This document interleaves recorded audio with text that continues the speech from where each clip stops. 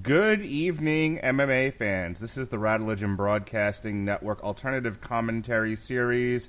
Tonight, we are covering UFC 244, the fight for the BMF title. Baddest motherfucker, as a matter of fact, between Jorge Masvidal versus Nate Diaz at the Mecca of all sporting arenas, Madison Square Garden.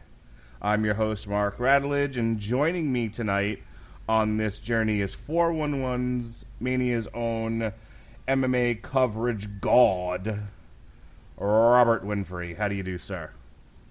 You know, I was saying it about myself, but then I heard you do it, and you have a little bit of that JBL accent kind of going on, and suddenly I feel dirty.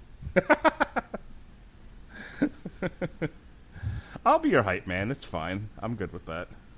Okay, Davari.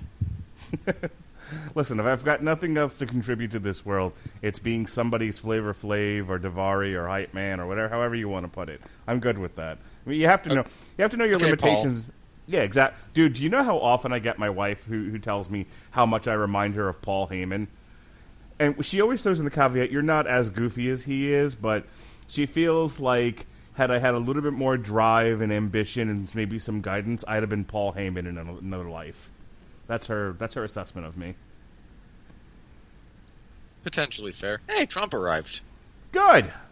I'm glad to see our president, yours and mine, and everyone's president of the United States. You know, don't let those tweets about not my president fool you. He's all of our president, and I'm glad he's here attending this event.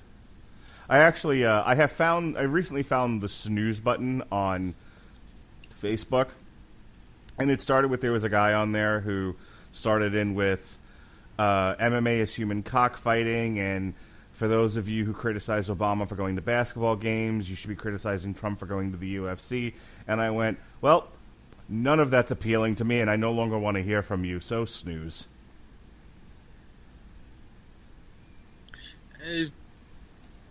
Okay. Look, there's plenty of those obnoxious, bloviating jackasses on Facebook. I'm glad there's an appropriate apparatus in place to mute them. Yeah, it's like you don't want to unfriend them. You don't necessarily want to not follow them, but you just feel like they need to be in a virtual timeout for 30 days. Well, Facebook's got you covered. All right, so you've been covering this event from soup to nuts, this Masvidal Diaz UFC 244. For the record, great opening hype piece for this event that they just put on. Okay. So tell me about the Fight Pass previews. We had Hakeem Dawodu versus Julio Arce, which was a split decision. Lyman. Okay, hang on. Go ahead. Dawodu and Arce, decent fight. Dawodu's not as good as people are hyping him up to be, but he's, if I might use the Jack Slacks term, black explosive. I scored it for Arce, but 29-28 for either man is perfectly acceptable. I have no issues with that. All right. Then we had Lyman Good versus Chance Raconteur. Rencounter, for God's sake.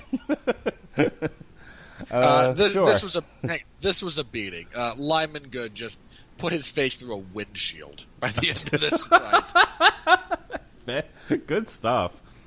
You know, I think I was able, if I had thought about it ahead of time, I think I was able to watch because I caught the last little bit of the girls' fight, and that was on the ESPN Plus app. That sucked. Well, my point is, and you had initially said, why are you watching Doom Annihilation when you could be watching the UFC early prelims? And I was like, well, I don't have Fight Pass. And then you shamed me for some strange reason. But then when you know why you deserve that. No, not for. I don't understand why you're making a huge deal out of Fight Pass. But it looked like the early prelims were actually on the ESPN app. I should check that the next time there's a pay-per-view. A lot of them are actually. They are simulcast to both Fight Pass and the ESPN Plus. Oh, if I had known if that's the case, then I'll make sure I do that the next time. But I did not know that was the case. So instead, I watched Doom Annihilation, which was every bit as direct-to-video as you'd think it would be. So tell us about the main event of the UFC early prelims. The catchweight, because somebody came in overweight. And Jennifer Maia, for the second fight in a row, missed weight. This was a unanimous decision for Caitlin Chattahoochee. I want you to make a genuine effort on her name before I tell you how to do it. God damn it. Chukagian. Wow, it got it in one. Good for you. All right. See? This fight sucked, as do all of Caitlin Chukagian's fights. This woman is able to win fights, but if you watch her, she is in many respects everything that is like bad about women's MMA. She does a lot of key-eyeing on everything. 70% or so of her strike attempts. Is that not a breathing technique when you do that? I mean, you're criticizing it, but I thought that's how you breathe and throw strikes. It's meant to help you get into the pattern of breathing when you throw strikes. Okay. It's also profoundly unhelpful when like 70% of the strikes you throw fall about 4 inches short of the target. And she looked like a tall drink of water. I'm surprised she's not fighting from distance a little bit better than that. I can't possibly begin to explain how little I care about her technical deficiencies. Okay. This woman is she is the most successful, uninteresting fighter in women's flyweight, and boy, is that actually saying something. Fair Look, enough. she should be fighting Shevchenko next. It will look more like Shevchenko versus Carmouche than Shevchenko versus I, with a lot of shadow rewatch Shevchenko versus Carmouche if you need help sleeping. It's a not good fight. But Carmouche does nothing but shadow box in front of Shevchenko, who just watches her going, "Why are you doing this?" And then hits her a couple of times. All right. There's a lot of that, and it'll look more like that than anything else. Fair enough. So the prelim card that was featured on ESPN2 featured the first round finish club fighters. 3 out of the 4 fights all ended in the first round, and Rosenstruck barely broke a sweat. He also broke Andrew Arlovsky's head, but he barely broke a sweat doing it. Jesus Christ. Look, Arlovsky's washed. He's been washed for about 5 years. Sure. And Rosenstruck is not washed. And, in fact, has some pretty serious powers, a solid understanding of striking technique, and caught him with the most textbook check left hooks. It was a beautiful thing to watch, and might I add, boom heavyweights. I mean, you can. I can't stop you. Edmund Shabazian. Oof. Shabazian. There you go, Shabazian. Edmund Shabazian. Listen, you don't listen to this to hear correct pronunciations, folks. You know you don't. You click on this podcast because you want to see us analyze these fights, but mostly to hear me mispronounce names. So Edmund Shabazian defeated Brad Tavares with a head kick KO at 2 minutes and 27 seconds of the first round. Yikes. Yeah, this was... I hate to say the coming out party for Shabazian, but it kind of was. He's undefeated, he's young, and I think all of his UFC fights have ended in the first... No, he had one split decision, I think. The others have, ended in the first round. Yeah, his, debut, I think it was. He fought Darren Stewart to a split decision, which is pretty impressive, actually. Darren Stewart's been on a bit of a roll. This guy's the real deal. And it pains me that he's not with a better camp. Mm-hmm. Because he currently fights out of the Glendale Fight Club with charlatan coach Edmund Tarverdian. Okay. Wasn't he the one that was training Ronda Rousey? Yes. And ruined Travis Brown. And ruined, Yeah, he's terrible, right? Yes. And Edmund Shabazian is single-handedly changing, reversing the perception of that gym. Tarverdian had another, generational talent fall into his lap. Okay. Yeah, he seems to be lucking backwards into phenomenal talents, his coaching notwithstanding. Yeah. But anyway, great win for Shabazian. Big step up in competition for him. And he tore through Brad Tavares like he was barely there. Which brings us to our third round finish via TKO punches. Shane Burgos defeated Makwan Amirkhani, which was interesting. Because I thought that, and maybe I had the shorts backwards here, but I thought that first round Amirkhani was just ragdolling Burgos all over the place and didn't punch him directly in the eye. Yeah, he landed a good shot that cut him open, and he did get some takedowns, but if you watch what Amirkhani's doing, it's a lot of muscle work rather than technique. Yeah, he was totally like just picking him, gut-wrenching him to the ground. Yeah, and that takes a lot of energy, and Amirkhani's not exactly known for his conditioning anyway. He wore himself out, achieving minor positional advantages that led to very little of import. And Burgos is a cardio machine who proceeded to, towards the end of that round, he landed some good body shots. Then into the second and third, he just repeated that. He walked him down, he punished him to the body and head until Amirkhani said no mas by physically falling over. Got it. And then in our main event of the ESPN2 prelim card, Corey Anderson defeated the guy with the best name in MMA, Johnny Walker, via TKO punches 2 minutes and 7 seconds into the first round. Corey Anderson beat the hell out of this guy in short order. Yeah, Anderson landed a good overhand right and never let Johnny Walker recover. This was Anderson's first finish in a fight since 2016. Wow. This was his first round finish in the UFC. And he's going to make noise about fighting for the belt. It's not going to happen.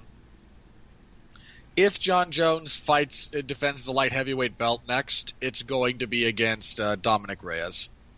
Okay. So that brings us to our main card here, and let's look at it. Let's look at the main event real quick. This is for the record, people, this is a stacked event from top to bottom. I mean, again, if you told me, look, Chikagian fights, yeah, they suck. This is universally true of a UFC run. And Dawodu versus Arce, there's a reason it was curtain jerking. Not because they're bad fighters, but relative to the rest of this card. I mean, I'm not going to sugarcoat it. They're the least interesting pairing. But the rest of this card on paper was excellent, and thus far in practice has been excellent. So let's look at our main event. Jorge Masvidal versus Nate Diaz.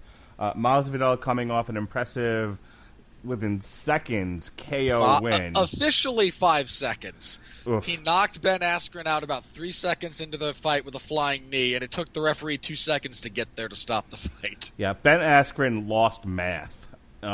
He shot in and ran right into Jorge Masvidal's knee, and then Masvidal went on a epic rant. It was fantastic. Why'd you put that bum in here with me? He's a bum. Yeah, it was good stuff.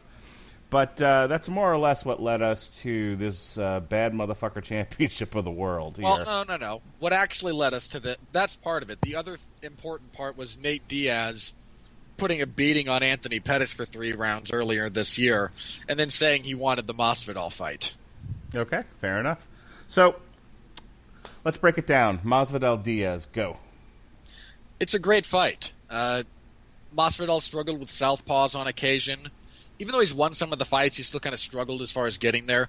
Diaz, great pace, great clinch fighting. Tends to overcommit on his punches. Masvidal, there's nothing Masvidal is bad at within the entirety of the spectrum of mixed martial arts. What I remember Nate Diaz for is high volume of light punches. I mean, eventually he can put the hurt on you like he did Conor McGregor. But for the most part, what I remember about him is he kind of Frankenstein zombies towards you and throws a lot of punches, but I don't remember them having a tremendous amount of power behind them. That's pretty accurate. Again, there's some differences if you just want to compare him and his brother Nick. Nate's a much better clinch fighter than Nick in terms of actually clinching up.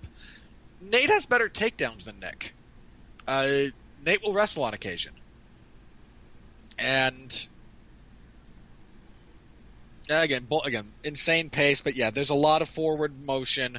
There's a lot of kind of, long punches to try and get into closer proximity, and then just hoping to break you down with accuracy, volume, and just an unsustainable pace. So, getting into the cage right now, we have Kevin Lee and Gregor Gillespie. Gregor Gillespie in the lightweight division. How do you see this one? This is a great fight. Okay. Undefeated Gregor Gillespie, 13-0, former NCAA Division I champion in amateur wrestling. He's got, I think, 5 or 6 wins in the UFC. I might be overselling that. I got to double check. Yeah, he has 6 wins in the UFC. Great wrestling, great top control, solid ground and pound. On the other side, we have Kevin Lee, who was a rising lightweight contender. In fact, fought Tony Ferguson for the interim belt, and messed Tony up pretty good in the first round, but then couldn't sustain the pace, got carved up. The cardio issue has long dogged Kevin Lee, and his giant staph infection on his chest is back. Good God, New York, why are you letting this man fight with this? Oh, is that what that is? Look at that giant red thing on his chest. That is a staph infection. Well, that's not good. No, it is not. He had one basically exactly in that spot when he fought Ferguson. That is a giant oversight on the commission's part. Shame on you.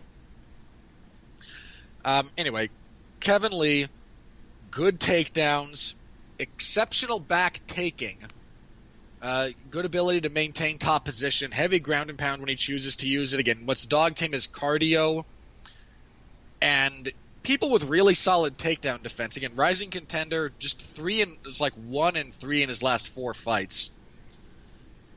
Beat Edson Barboza, but lost again to Ferguson, lost to Ali Quinta, lost in a move up to welterweight to Rafael dos Anjos.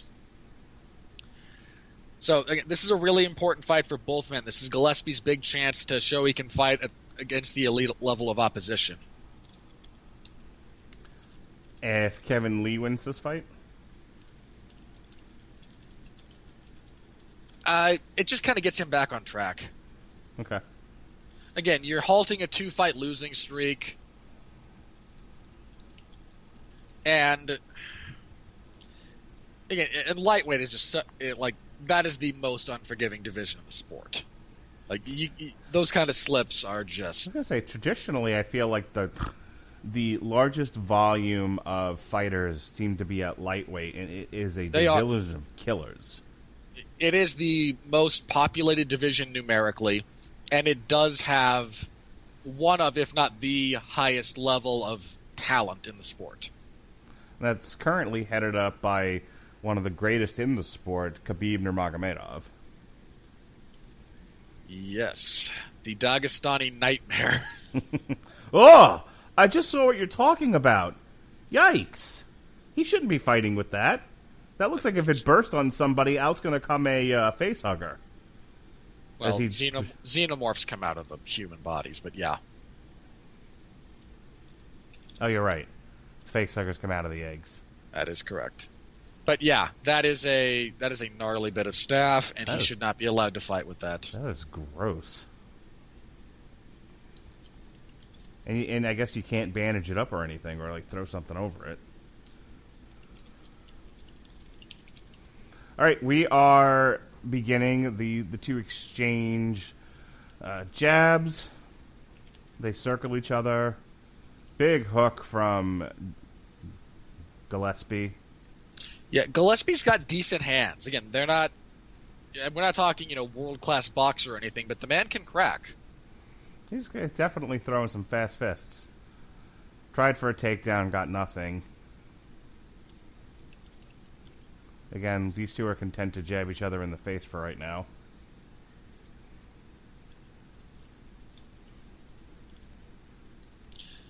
Yeah, we're going to see this. Whoever commits to the first takedown attempt really wants to be sure that they're going to get it, because getting countered and winding up under either of these guys is a near-death sentence.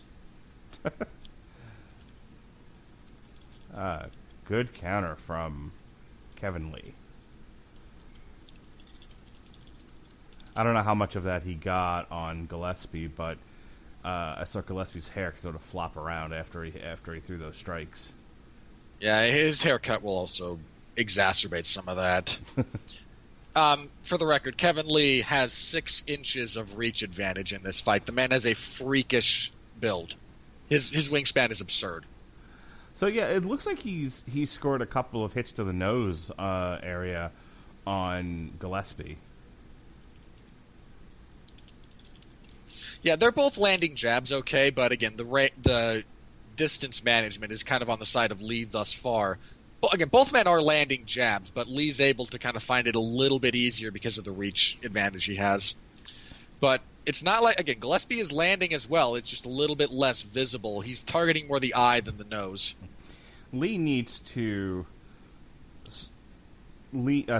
Gillespie really needs to sort of bait Lee at this point and try to duck underneath, shoot.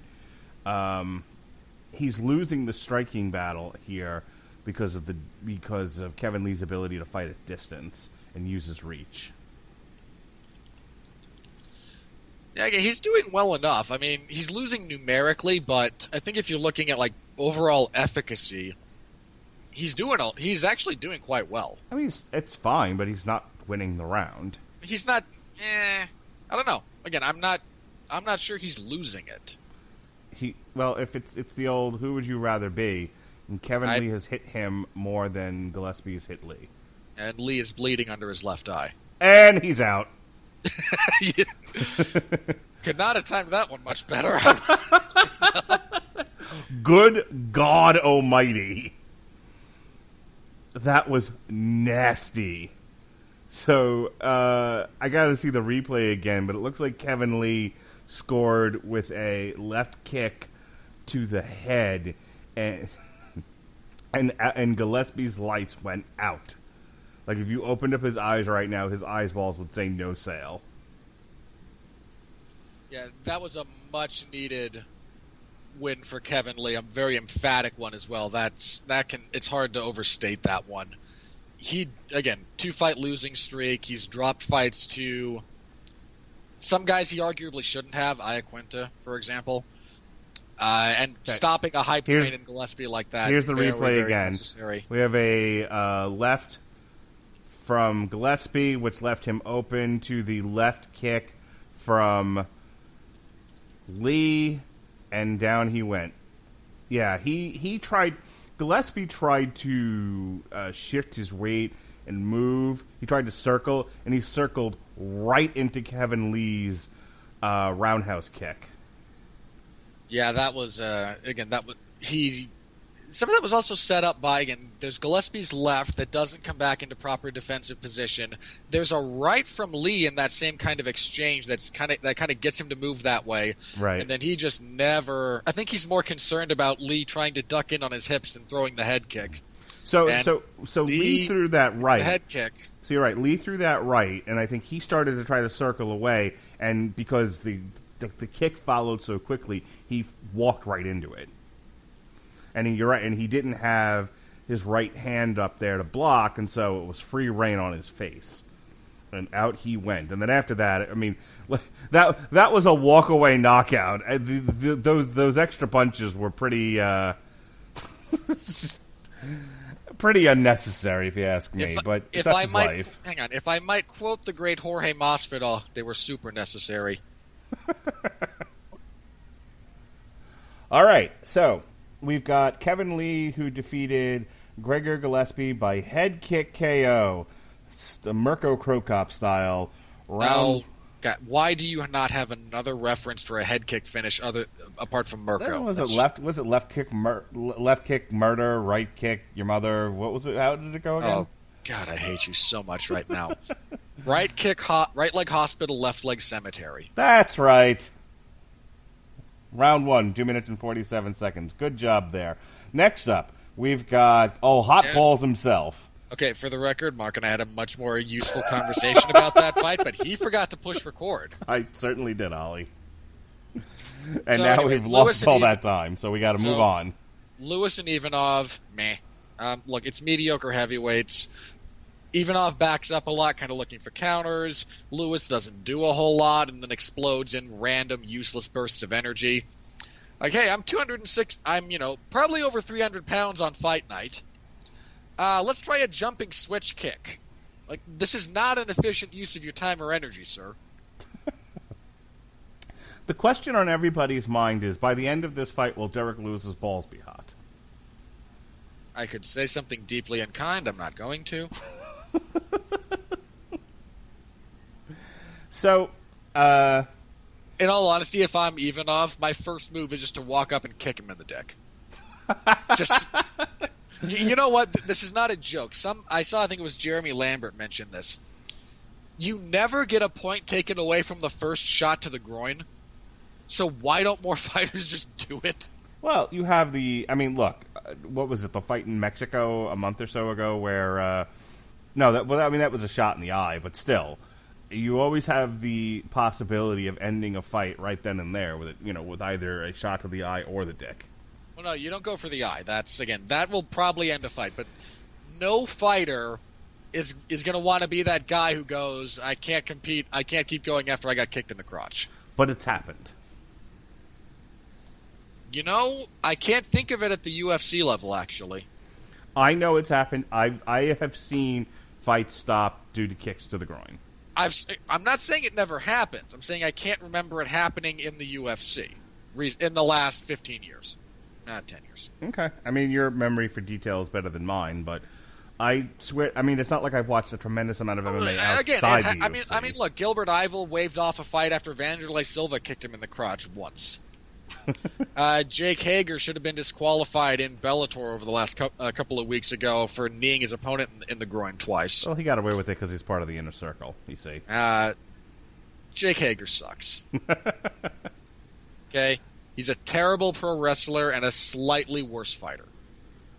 Slightly. So as we were saying before, and unfortunately it didn't make air, what you see happening, I had asked you if these two were just going to throw meaty hooks at each other, and you said yes. Basically Derek Lewis... Okay, and hang on. Derek Lewis will, twice around, throw a stupid jumping switch kick that will not land.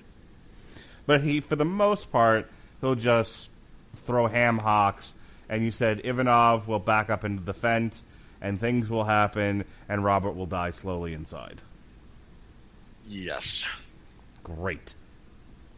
I'm hoping for hot balls. That's what I'm looking forward to the most here. I hope he does like a Lex Luger, kind of just rips his shorts off kind of a thing. He did that in the that was kind of the thing about the hot balls promo. He literally takes his fight shorts off in the cage. But did one leg at a time or Lex Luger style?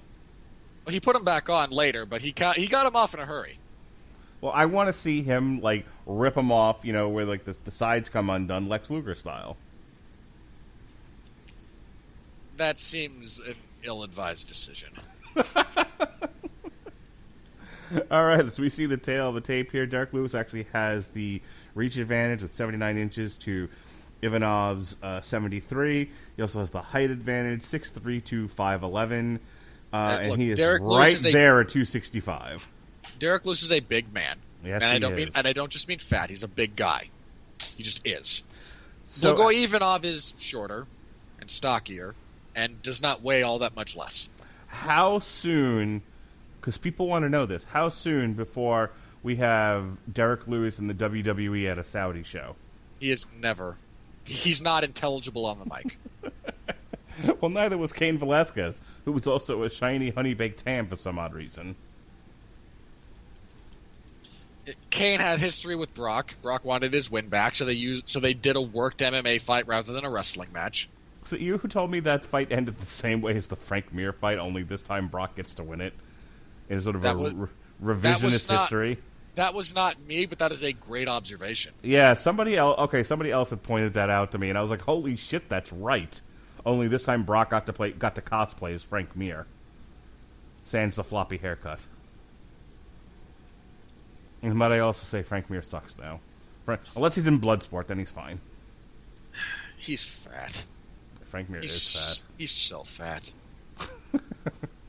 He made Roy Nelson look like he was in moderately good shape. I fell asleep on that fight. Here we go, round one. Hot Balls versus Ivanov. The the people's main event of this show. No, it's not. God, stop. Wow, Derek Lewis just ran out there. That's the fastest I've ever seen him move. Yep, and in about 30 seconds, he's going to be huffing and puffing because of it. And he will then take 3 minutes off. Well, the air in New York is not great. It's not his fault. Look, if it were just New York, then maybe I'd give him a pass. I've watched this man fight. Well, the air in the world is not great. You can't say that about everywhere as some kind of excuse for him sucking. So if you're wondering, like, why aren't they calling the fight? Because nothing's happening. Remember when we said a lot of circling and sort of punching that wouldn't lead to anything? Yeah. Derek Lewis half-heartedly threw a kick. Told you. as if he was depressed while doing it. Now they're gently caressing each other's hands. I mean, some might call it, trying to create... No. I am not giving them credit for hand fighting. So Derek Lewis threw yet another silly kick. Ivanov caught it and did one of the lamest takedowns I've ever seen. He sort of just pulled Derek Lewis onto his ass, and because apparently Derek Lewis has no takedown defense, Derek Lewis went down on his ass. Look, Lewis is good about regaining his feet, almost freakishly so. He is exceptional at that, but he gives up his back every time he does so. It's one of the reasons I thought if he ever fought Fabricio Verdum, he'd have been smoked. So Ivanov is currently fighting from side control, and I mean, does Derek Lewis have any sort of submission skills at all? No. You don't even need to put really submission in front of that sentence. It's still accurate to say no. Right. Well, Derek Lewis got back to his feet. He evaded being submitted. No, look, again, Lewis gets up to his feet freakishly well. I don't mean that as a negative. He got up real fast. Like, my jiu-jitsu's a little rusty here, so I don't know if that was a key lock or a Kimura that Ivanov was going for. But either way, Derek Lewis sort of contorted his body, got to his feet. Probably, it's heavyweight. It was an it was an Americana. It's heavyweight. They tap to that crap all the time. Well, Derek Lewis didn't. He got to his feet, immediately punched Ivanov a few times in the head. They started fighting against the cage, and I think Ivanov just tried to pull guard against the fence. I'm not giving Derek Lewis credit for that, because I feel like Ivanov pulled him down on Derek Lewis on top of him. Let's see. So Mark, because I live in a state that no one cares about, my connection is usually a couple of seconds behind Mark's because Mark lives in a area that people do care about. I also... Okay, no. Lewis got a takedown. Ivanov was trying to sell out for a guillotine. Okay. But, all right, never mind. I don't want to miss some of the heavy action we've got going on here. There is no action. The fast and furious movement of these two. This is only slightly less watchable than the last two Fast and Furious movies. These two and Demetrius Johnson, same speed. Oh, God, I hate you for that. So, what appears to be happening, and I'm going to try to be professional about this. They're fighting in the clinch. They're two bears fucking against the cage. See, this is the position you just put me in. I tried to say it nicely. I tried to say they were clinch fighting. You're pushing me into doing it my normal way. Mark, no one comes here for your technical acumen. Thanks, jerk. Anyway. Look, it's not that you don't know what you're talking about. You do. That's just not the energy and the vibe you bring to this podcast. That's my shtick. Don't steal it. I don't have enough personality to get away with your stuff. Fair enough. All right, so Fozzie and Smokey are currently humping each other against the cage. They finally break off enough to pat each other about the face with their paws. Yeah, Ivanov attempted a judo throw, nothing doing. What do you want me to say, guys? I told you this was not going to be good. We have 30 seconds left. Let's see how fast and furious we can get here. They move at about the speed at which Vin Diesel delivers dialogue. It's all about the family. God, neither guy fighting with any degree of urgency. Have you never seen a Derek Lewis fight before? This is what he does every time. This is also what Ivanov does every time. Yeah, all right, look, the round is over. They're walking to their corners, and they both wish they had gone into different sports. No, they both just regret other things. Like, they're both gassed. Sure.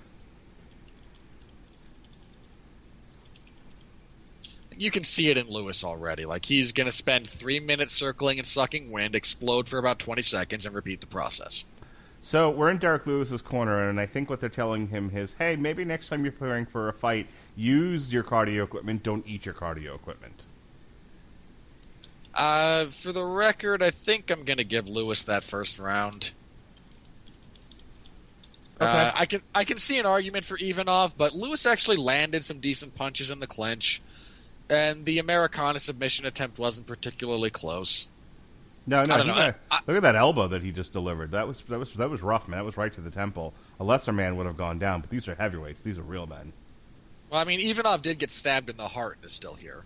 This is true. That's what happens when you beat Fedor in Sambo, man. His people will come for you. I mean, again, you kind of saw what Ivanov wants to do. You saw what Derek Lewis Can do. does. Again, crappy heavyweight fight. What do you want me to say? This is very exciting. You're the one who said this was your division. It is. I have disowned this division for many, many, many years. All right. So Ivanov just throwing, again, his left paw at Derek Lewis. While dropping his right. He does a lot of backing up, drop the right, throw the left to the body. That's a very predictable pattern. Anybody, like if Stipe Miocic was in there, this fight would be over by now. Yes. That's why Stipe is awesome. Well, Stipe being one of the guys who, or JDS, anyone with even a moderate level of striking ability would have killed both of these guys by now. That's not actually true. JDS and Ivanov fought. It went all 5 rounds. Are you shitting me? No.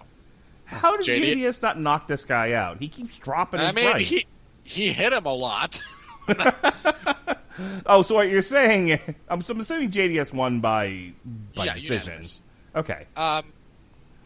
JDS has also fought Derek Lewis, and TKO'd him in the second or third with basically body strikes. I can't remember whether it was the second or third, but so what we're hearing about Ivanov is that he's sort of the meat that Rocky hits. He'll just hang there and take punches. Well, he also. So Lewis actually knocked himself down while hitting Ivanov. That's impressive.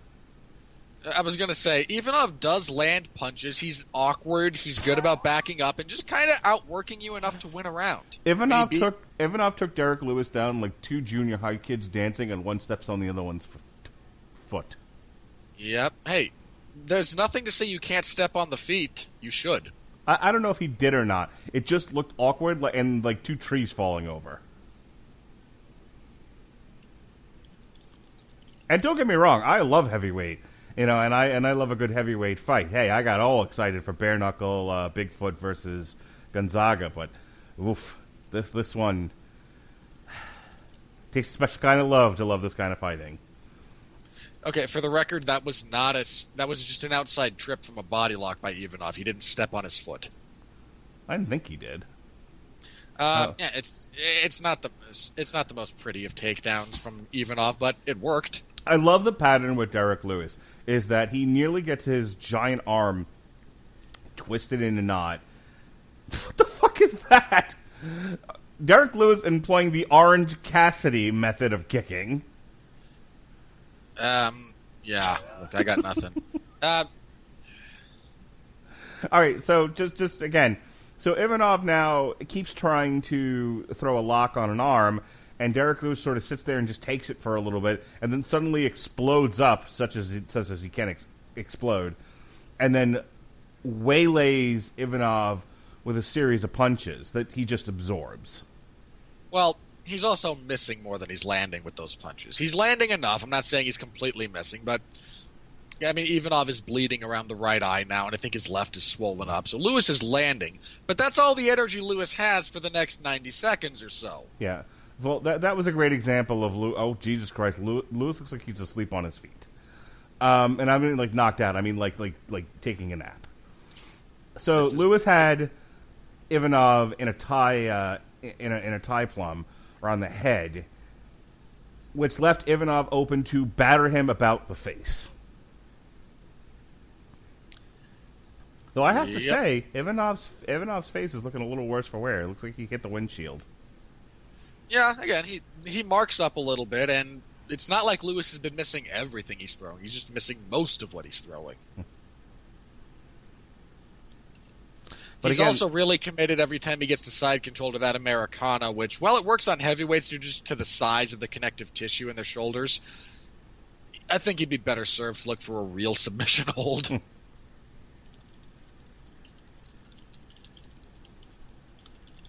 And again, we see Lewis punching on the clinch break, good for him, and then running out of energy and just kind of walking with his feet together and plodding. And oh man, nice judo trip throw from Ivanov.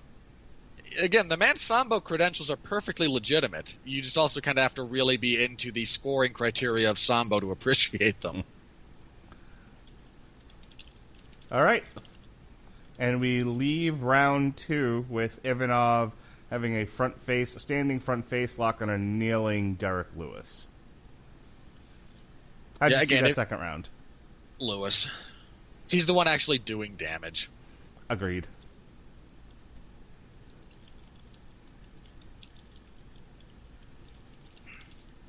I mean, again, you can kind of see the ways Ivanov can win this fight. He had a bit of a 10-finger guillotine going on there at the end of that round. I don't know how close it was because I can't see the grip, obviously, but... Well, I think he's got a distinct advantage in the grappling area. He looks like he has an advantage in the cardio area as well. Well, that's the thing. I think he's clearly good at absorbing striking punishment. So, so get in close, let Derek hit you a few times, grab him, throw him, and try something other than a key lock.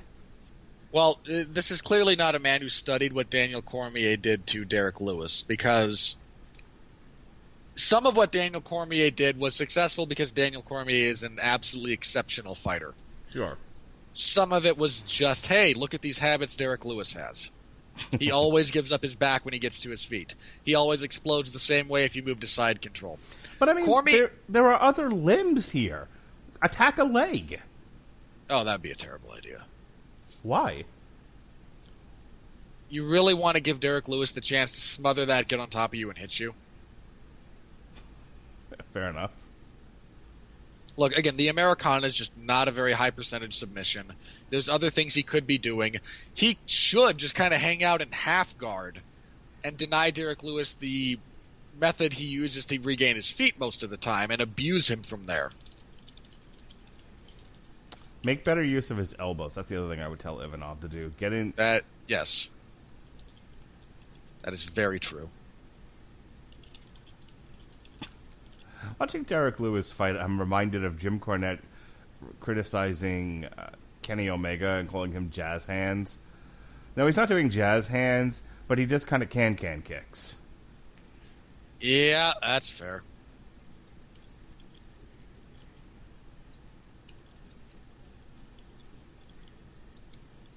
Ivanov walking Derek Lewis down. Derek Lewis content to just walk into the cage backwards. Yeah, Lewis puts himself on the cage a lot. It's where Mark Honda battered and abused him. It's where JDS finished him. It's where Cormier took him down repeatedly. This is a demonstrable habit he has. Volkov abused him along the cage. Like, this is a thing. I'm shocked Ivanov isn't going to the body more, especially considering Lewis is soft to the body. He's currently fighting in the clinch and just pitter-pattering him again on the body. He gets him off the cage. He tries to throw him. Nothing doing. He's got to get more leverage if he's going to try those throws. Derek Lewis is a big dude. Yeah. Again, that one he hit in the second round was nice, but he kind of both surprised him with it and found a really good angle to hit the throw. Yeah.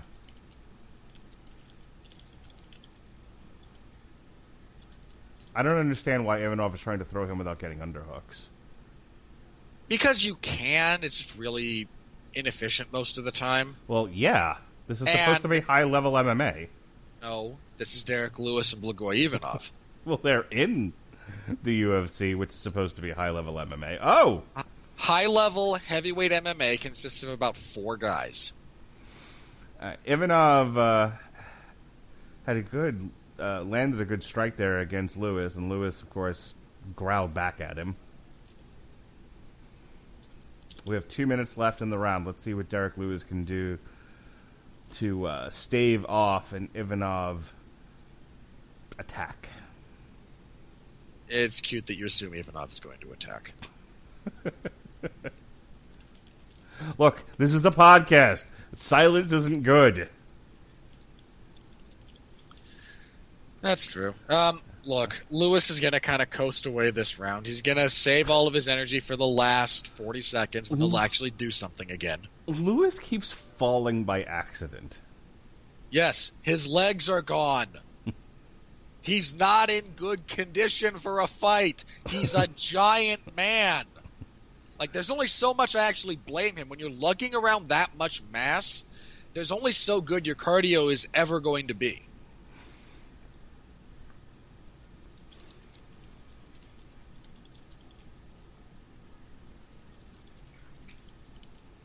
He had a flurry there, such as a flurry can be in a fight like this from Derek Lewis, but didn't really get him anywhere. And now Ivanov has him against the fence, and we have less than a minute left.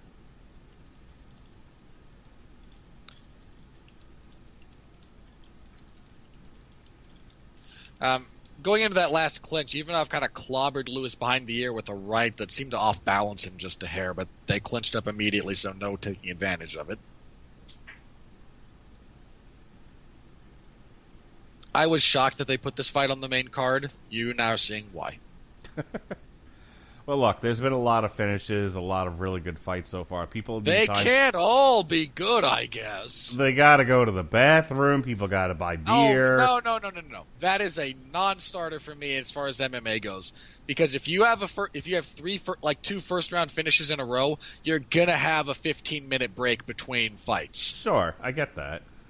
All right, and then we're done.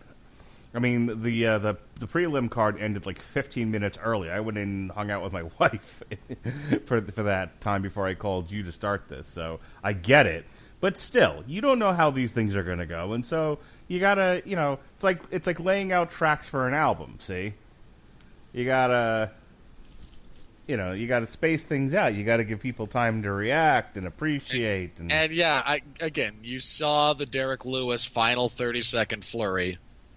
Because he's just dead tired. And look at him sitting down immediately. I think the question that we all have is, are Derek Lewis's balls hot? All right, we have our winner, and we are, in fact, recording. We're recording. Yes, I can see numbers moving now. I don't know how the hell he fucked that up before. Anyway, your winner by split decision, Derek Lewis... with 30-27, wow. 28-29, and 29-28. Sorry, whoa. I need a minute, man. Yes? No, Valentina's a redhead. Damn. Oh, yeah, I saw that. Was not expecting that, but So that was fun. And I really think it was a showcase for what MMA can truly be. Shut up. Next up, in the welterweight division, we have Steven Wonderboy Thompson. We actually have a good fight next. Versus Vicente Luque. Oof. Luque? It was the first name. Your last name pronunciation was correct. Vicente? Vicente. Vicente Luque. Yeah?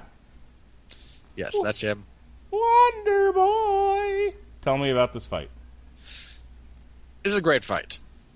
Vicente Luque is darn near criminally underappreciated in the UFC. He is on like a 6-fight winning streak, I think. Yeah, he's on a 6-fight winning streak. He is 10-2 overall in the UFC. His only losses were he dropped his debut to Michael Graves, went on a 4-fight winning streak, lost to Leon Edwards, himself a top contender, won 6 in a row. 4 of those are finishes. This is his big chance to really announce himself against a recognizable name. By contrast, Stephen Thompson, former 2-time title challenger, kind of has his back against the wall here. He had the 2 fights with Tyron Woodley, one of which went to a draw. Wasn't a good fight, but one fight of the night because drama at the end. Lost a majority decision in the rematch. That was one of the worst fights you'll ever see.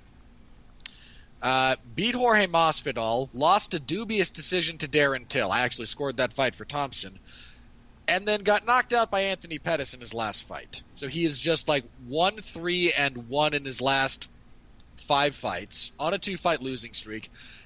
And he's, 30-something.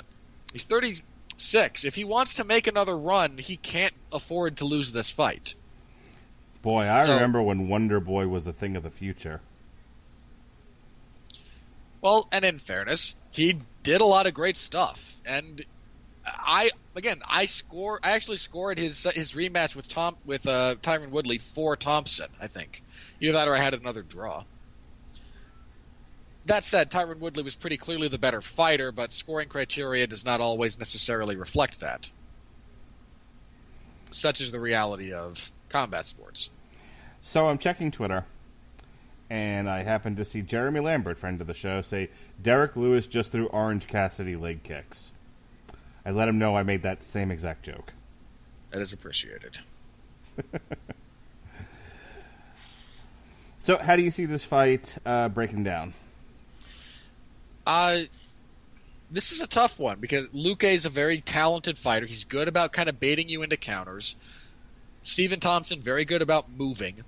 I think that's going to be one of the keys to this. Luque does some of his best work if he kind of backs you towards the fence.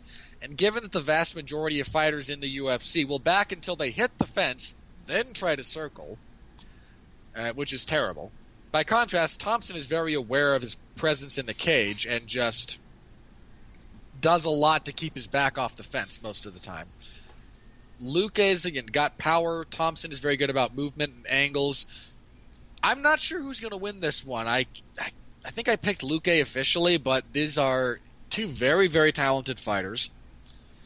And there was a joke made by Jack Slack that I'll repeat here because this is just about how they match up stylistically. Stephen Thompson could get knocked out here, get revived with a bucket of ice water, and still beat Nate Diaz and Jorge Masvidal in back-to-back fights. So, in fact, he has beaten Masvidal. Scanning Twitter once again as we are analyzing these fights, and did I miss Derek Lewis because I don't listen to the post-fight interviews? That's your thing for your coverage, but I feel like if this was said and you didn't tell me about it, we're going to have a problem. Did he say, I know he like it raw in that ass? That is, in fact, something he said, yes. God damn it, Robert. Why didn't you tell me this? I'm not going to repeat that in polite company. I know he like it raw in that ass. How is Derek Lewis just not given a belt? Can't we make him a belt and say, here's your belt? No.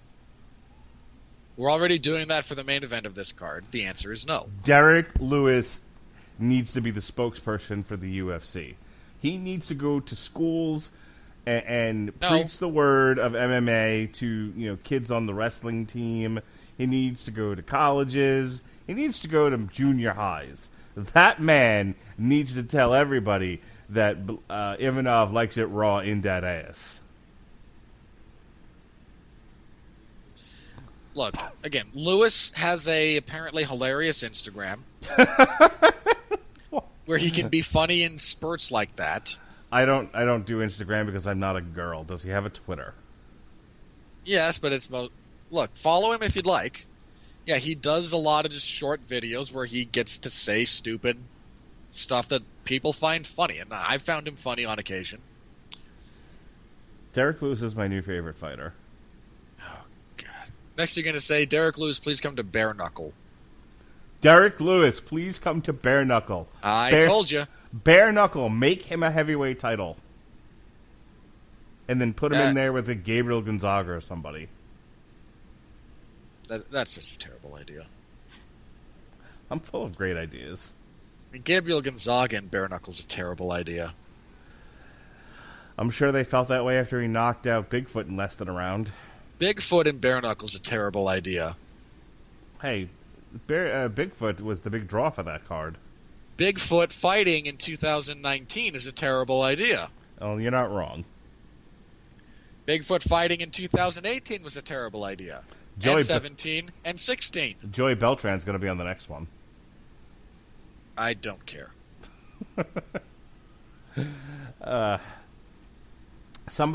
Jesse, who apparently does not like real fighting at all, and had a Jesse's kind of a weenie that way. We were having a conversation about Lords of Chaos, the movie about the history of black metal, specifically Burzum and Mayhem, and he said the stabbing scenes were very difficult for him because these happened in real life, and he doesn't like people being hurt in real life, which is why he doesn't watch combat sports, which I found interesting, because I've never known anyone outside of girls to say such things. But he's entitled, and that's fine. In any case, I still, because I'm an asshole, I still tried to convince him to watch Bare Knuckle with me, and because no one else will, because you're all snobs. And look, hold on, stop. Saying that I don't like to watch bare knuckle fighting and that makes me a snob is like saying I don't eat Taco Bell or Del Taco, therefore I'm a food snob. That is utter crap. You are talking about the bottom of the barrel existence within the medium. I say no, that doesn't make me a snob. Okay. In any case, his big question about bare knuckle was, because I said that's where washout MMA fighters go. He goes like, oh, is that where boxers go too? I almost fell out of my chair. I was like, no. Legitimate boxer does bare knuckle. I was like, oh boy, do you not understand what we're talking about here? Plus, most legitimately talented boxers make enough money in boxing to. Yeah, they don't have to do bare knucking at the state fairgrounds in order to pay bills. But I love it, and so without the snobs, I will continue to watch it. And look, man, if you enjoy that kind of stuff, I do. Enjoy it. I am going to mock its existence. I will not necessarily mock you for liking it. My son actually watched a few of those fights before he finally said I'd had enough and went to go hang out with his sister. But he was enjoying what he saw. You should not expose your son to that. You want to show him combat sports, show him legitimate stuff, not bare knuckle. Well, he has this inflatable boxing ring with inflatable gloves, and he was having a hard... I expect you to wake him up to watch along with us when we do Canelo versus Kovalev, then. He's still up, sure. Then he'll want to be on the podcast, by the way. And then we'll cry when you say no. Anyway... That's still one of the funniest things we've ever done on the show, was you brought him and Lily on to do part of a movie review. And when you took away us speaking out of the speakers because it screwed up I gave feedback loops or whatnot, he started crying because he couldn't hear everyone. He cries less now. I would hope so. In any case... he has this inflatable boxing ring that he got for his birthday last year. Sounds like a gas. And him and his sister were messing around in it, and they were using the inflatable gloves, and they were having a good time. And he got really frustrated with the gloves, and he couldn't keep them on his hands, so he literally threw them down and started to hit his sister with his bare hands. And I had to yell, no bare-knuckle boxing. And he had never heard the phrase bare-knuckle boxing before and thought it was the greatest thing ever and wanted to know more about these things. Then you showed it to him and he went, boy, this sucks. Your son has better taste than you. 5-year-olds and attention spans, Oh, do I? I was like trying to herd a bunch of them at the at the studio's open house today, and I wanted to kill at least 3 of them. Herding cats, eh? I've herded cats. That's easier. All right, we are set to go here with Vinny Radulich versus Wonderboy Thompson. I knew you were going to do that. I knew that was the line you were going to go with. That's what I remembered.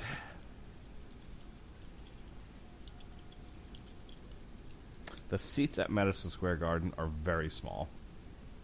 They were built during a time when the average life expectancy was only into the 60s, and nobody weighed more than 220 pounds. You ain't kidding, Jack. Nobody weighed more than 250. And if they weighed that much, they probably weren't going to Madison Square Garden. Yep.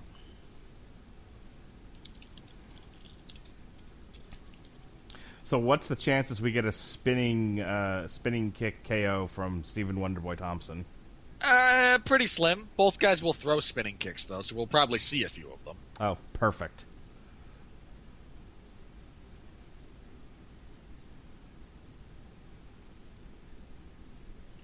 Very close fight according to the Vegas odds. Thompson only a minus 120 favorite, while Luque's comeback is minus 110. All right, here we go. Round one. With 5 seconds in and nobody has thrown anything spinning. There was no spinning shit to be had. Mark, these are two people who know how to actually set up what they do. A little patience. We are 20 seconds in and nobody has thrown anything spinning. Lots of leg kicks, though. If nobody's done any spinning stuff by the time we're halfway through the second round, you can complain about it. Until then, cram it. All right, then. Lots of leg kicks, though. They're trading leg kicks. Looks like to the calf and a little bit to the thigh. Not much anything else. Mostly to the calf, it looks like. Which is a really MMA-centric technique, those calf kicks. You don't see them a lot in other disciplines. But they are debilitating when they really start landing. Sure.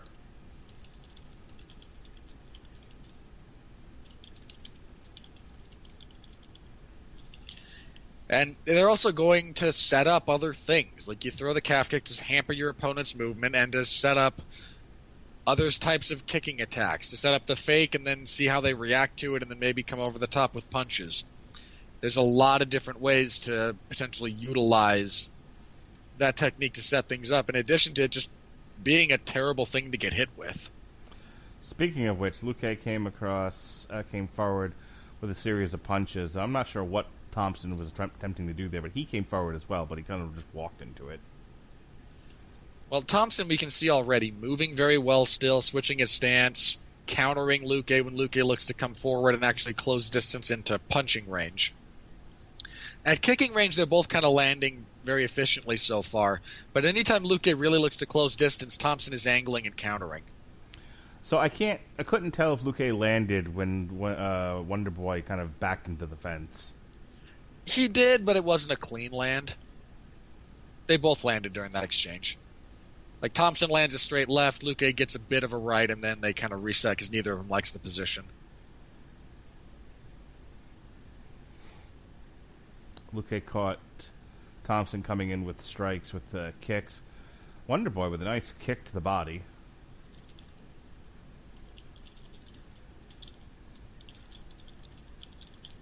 I'm not loving Wonderboy's hand positioning. Just bothers me. He always fights with his hands low. There's benefits as well as detriment. There's it's positives a risk. and negatives. You're gambling. It's a risk, and I get it. And I'm not saying, he's like, it's not like he's dropping them out of exhaustion. He's not Derek Lewis.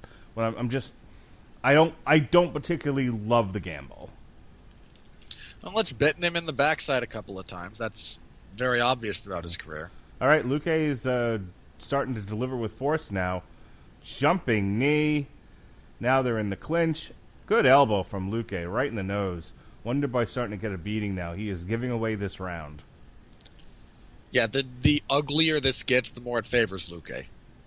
He's not really going to win a protracted technical exchange with Stephen Thompson. He's got to make this ugly. Well, Wonderboy tried for a takedown there. Got him nowhere.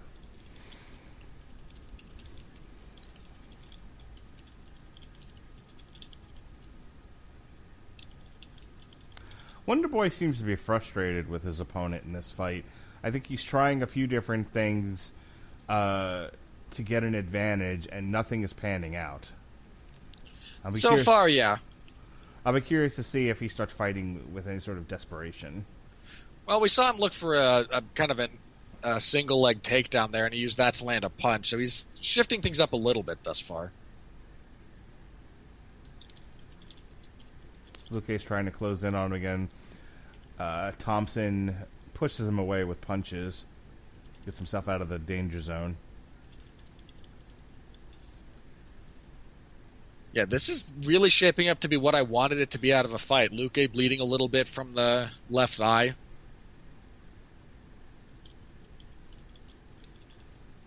It's a high-level chess match. These two guys are looking at each other, trying to find answers to the problems the other presents.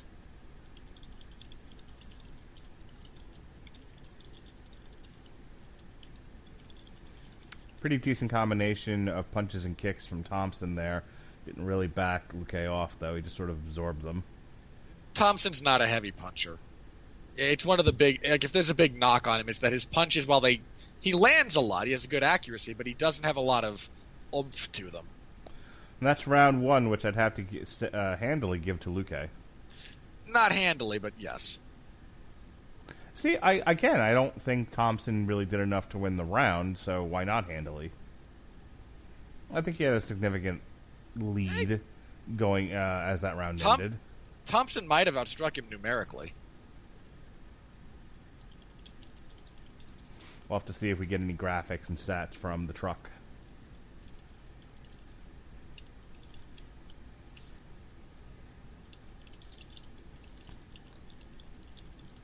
Well, again, Luque's also the one who's bleeding. Yeah, but we've often said that some guys just mark up easily. True. It doesn't necessarily mean he got hit more. He did get hit more. But you are correct that it doesn't always mean that. Again, Luque had good flurries, and I think if you were to just weigh who landed the, 3 best blows of the round, it's probably Luque. But it's not about scoring is not just about, hey, that was the singular best punch of the round, but boy did you eat 50 other ones. Now again, the numerical disparity is not that great.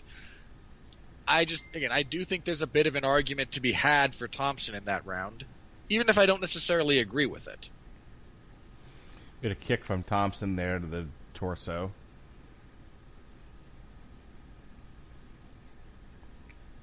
Both of them snapping back pretty frequently now, willing to engage a little bit more this round to start off with. By the way, no spinning shit.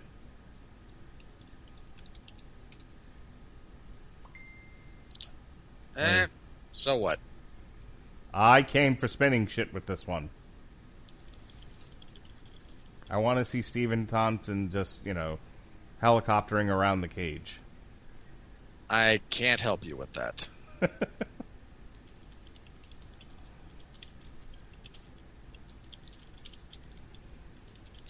Good right from Luque. Well, Thompson's starting to open up a little bit here, and that's kind of what's giving Luque opportunities to land here and there, but he's still losing. He's getting outstruck numerically, and that gap is starting to widen a bit. We got some blood underneath the nose from Thompson. Yeah, they're both bleeding a bit now.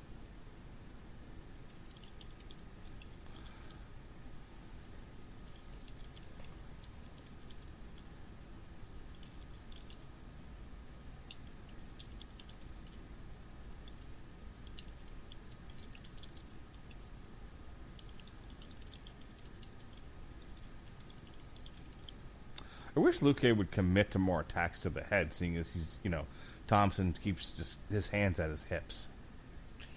I mean, you can, but Thompson also moves very, very well. Watch his feet the next time Luque tries to really kind of bum rush him.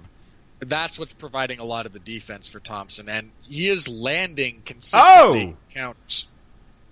Side kick from Thompson sends Luque rolling backwards, and then Thompson doesn't follow up, just lets him get back up, and they go high-fiving. And now Thompson's on the attack. Me. Don't high five. Don't high five. I don't understand why he didn't pursue him, but There we go. Now we got some spinning roundhouse from Thompson. Very nice. Luque is starting to take a beating now, and the scales are tipping towards Thompson in this round.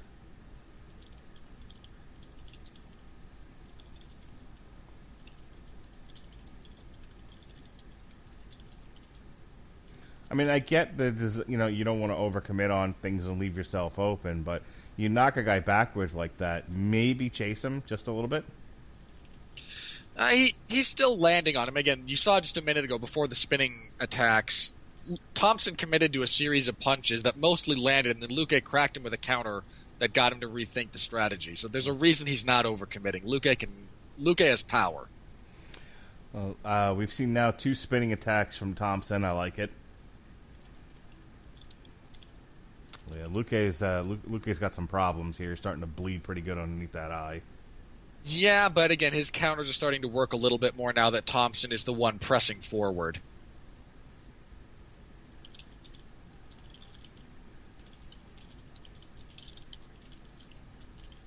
Got a nice variety of kicks from Thompson now. He's throwing a few different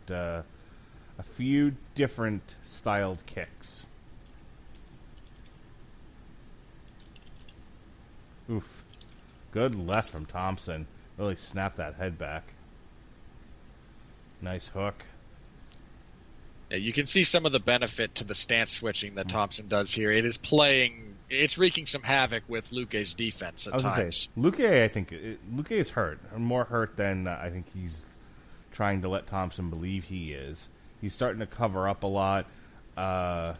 Thompson's, to a degree, is being able to hit him at will since the big kick. Like, I'm not seeing Luque as aggressive as he was before. No, he's still a little bit out of sorts, and now Thompson has him against the fence for periods of time and is slugging him in the face repeatedly. Like, Luque's not having a good time of things right now. I can't tell if he's heavy breathing or what he's doing there. Look, his mouth was open for a bit.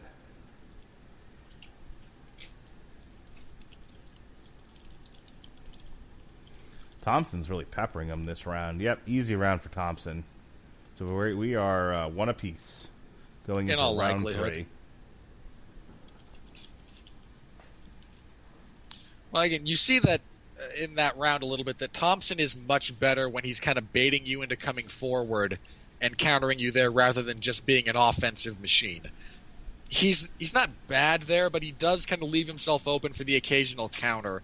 And Luque landed a few of those that got him to back off. But Thompson really starting to cook along in that round, especially as it went on. We are going into round 3 now. We see a replay here. Boom. Kick, and that's when he went over. I think it looked like he was off balance to start with. I think he was trying to throw a kick. Yeah, that was exceptionally well timed by Thompson. And well positioned. Just stealing a little bit of the old Shawn Michaels there. Super kick party! No? No super kick? No. Speaking of super kicks, another kick from Thompson. He likes that side kick. Especially when he's southpaw.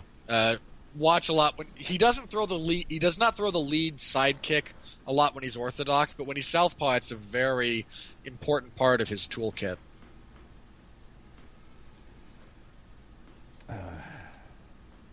Right round from Luque, scores to the body. Thompson seems pretty unaffected by it. Yeah, Luque's lost his counter flurries and his counter combinations and is now trying to single shot, which is not really the best idea against Thompson. See, that side kick knocked him flat on his ass, but Thompson was content to just let him up again. Up! Thompson knocks him down. Luque is on his back. Thompson content to just stand over him and waylay him with punches. Now he's going in for the ground and pound. He doesn't want to stay on the ground with him, though. And he lets him back up again. Luke is a danger off of his back in many respects. So Thompson's wise to score, but not really engage if there's nothing there. And hey, look, you got your Luke spinning kick too, so shut up. I got my spinning kicks in general. I'm happy. I mean, I'd prefer a finish here also, but, one can't have everything. Another lead side kick, followed by a roundhouse. Roadhouse.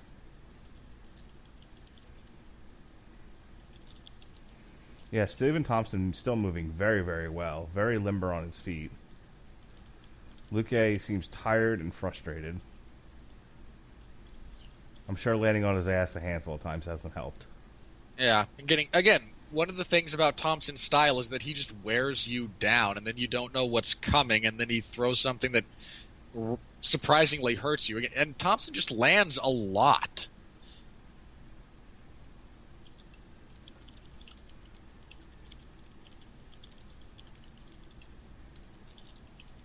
And that kind of volume is annoying, if nothing else. It breaks you down mentally, as we see Thompson, again, just check right hook, switch stance, jab, keep circling. Look at how his back is never really on the fence. He circles well before he gets to it. And Luque is all out of answers. Yeah, he doesn't anticipate Thompson at all, though Thompson's pretty, not herky-jerky, but he's not so easily able to predict where he's going. No, there's a lot of variance in what Thompson does in many respects, and Luque is a very, in a lot of ways, straightforward kind of fighter.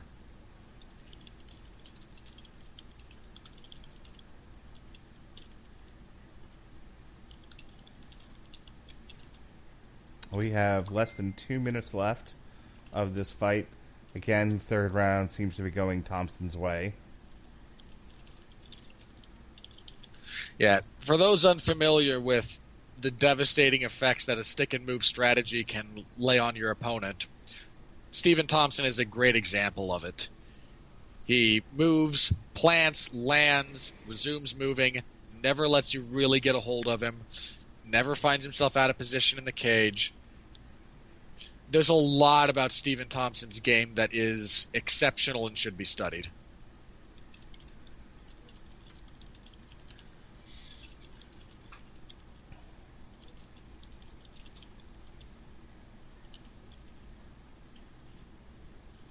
Luque is very flat right now, where Thompson's still bouncing around. A lot of life left in Thompson.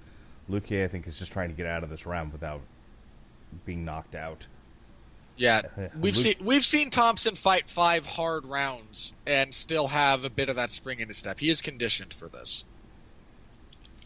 Derek Lewis should wear Stephen Thompson like a mustache. That way he has his cardio. That wouldn't work. Oh. You can't have cardio by osmosis? No. Well, I tried, Lewis. I tried. I mean, in fairness to Derek Lewis, much as I don't like to say it, the vast majority of humanity with his size and frame has much worse cardio than he does. Sure. I'm like half the guy's size and has less cardio, but that's hardly the issue here. All right, as we are winding down in this final round. Oof. Thompson just happy to tee off at Luque at any given opportunity.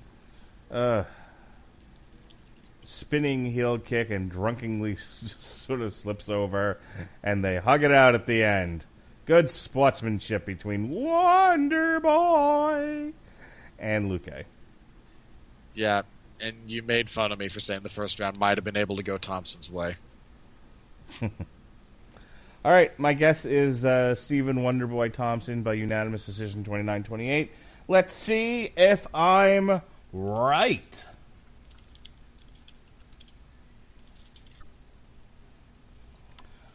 Okay.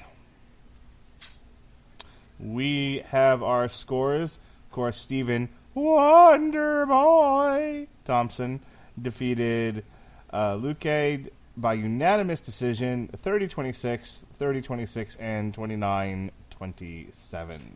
My bad. I occasionally forget when doing these live that we're under the new rules, and yeah, that third round absolutely should have been a 10-8 for Thompson. It was a one-sided shellacking for the entirety of it. I'm actually surprised they two of the judges didn't give the first round to Luque, though. But whatever.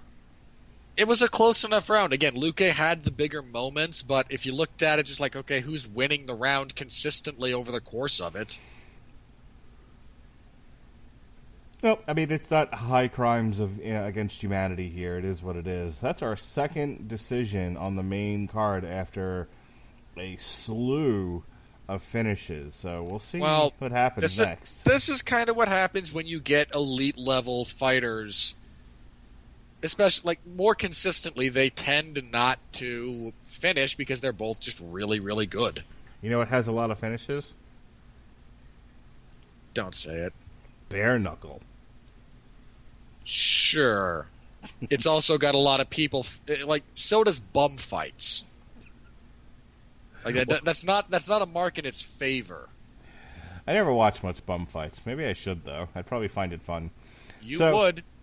So Poppy, who was a YouTube sensation, who has evolved into an actual pop star, is actually putting out a pop metal fusion a la Baby Metal album. And she did 2 songs to open up NXT this past week. God. Why are there still concerts in wrestling? Stop it. Well, she did the one song, and then Io Shirai came out with her spastic jellyfish motions. And she did another song sort of singing Io Shirai to the ring. And then they did a little dance in the ring, and then Poppy got out of there. And I called my daughter over because I figured she would enjoy Poppy. She did not. And apparently neither did Jim Cornette.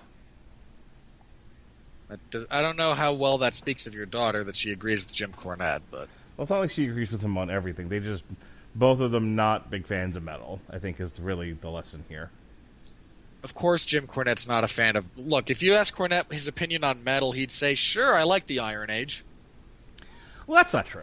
He used to... His opening theme, and it still might be, I believe he's still using Alice Cooper's No More Mr. Nice Guy on his Jim Cornette Experience podcast.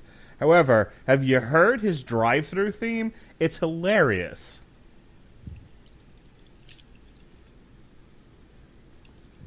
No, I have not. Somebody sent in their own homemade theme for him, and it's sort of spawned a contest where they do Beat the Champ, where people will send in... this is what they've chosen as the drive-thru theme, and it's hilarious. But other people are now competing for that spot. Nobody has won yet, and they've been doing it for a few weeks now. Yeah, let's just give every jackass with a YouTube channel a platform to... It's worked.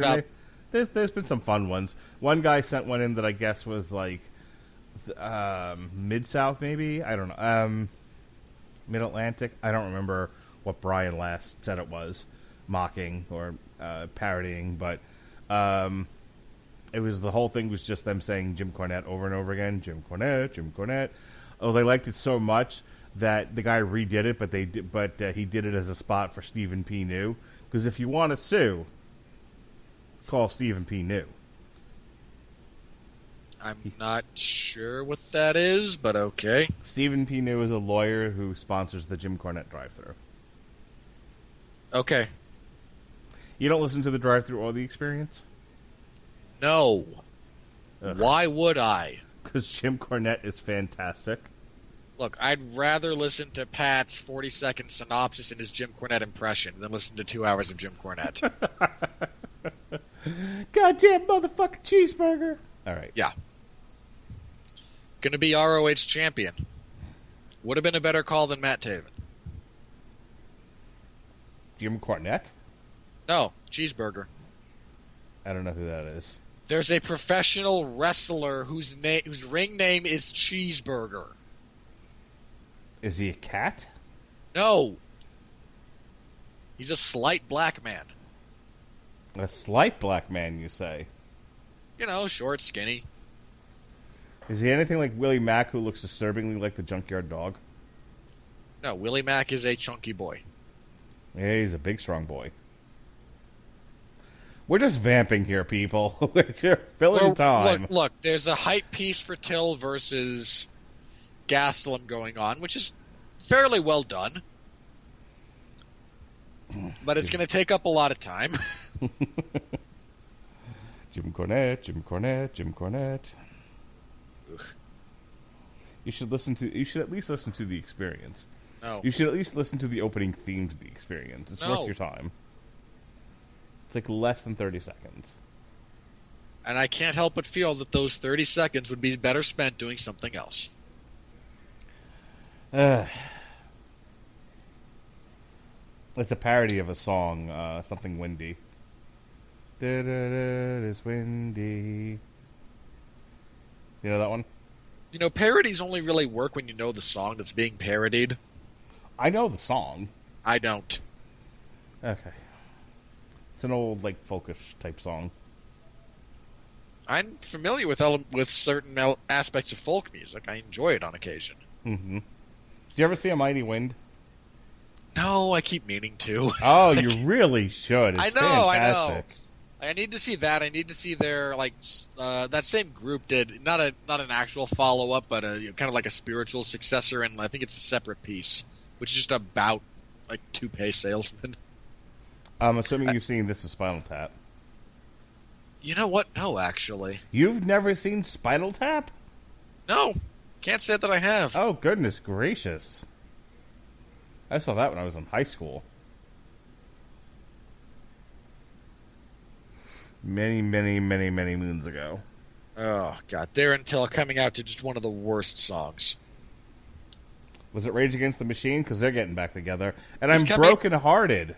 He's coming out to Sweet Caroline by Neil Diamond. Ugh, what is he, a girl in a bar? No, it's the official song of some sports club in Liverpool where he's from. Ugh. So it works when he's like in parts of England when the crowd will play along with it. It's not working here in New York. No, because the only people that listen to Sweet Caroline in New York are white girls getting drunk in a bar.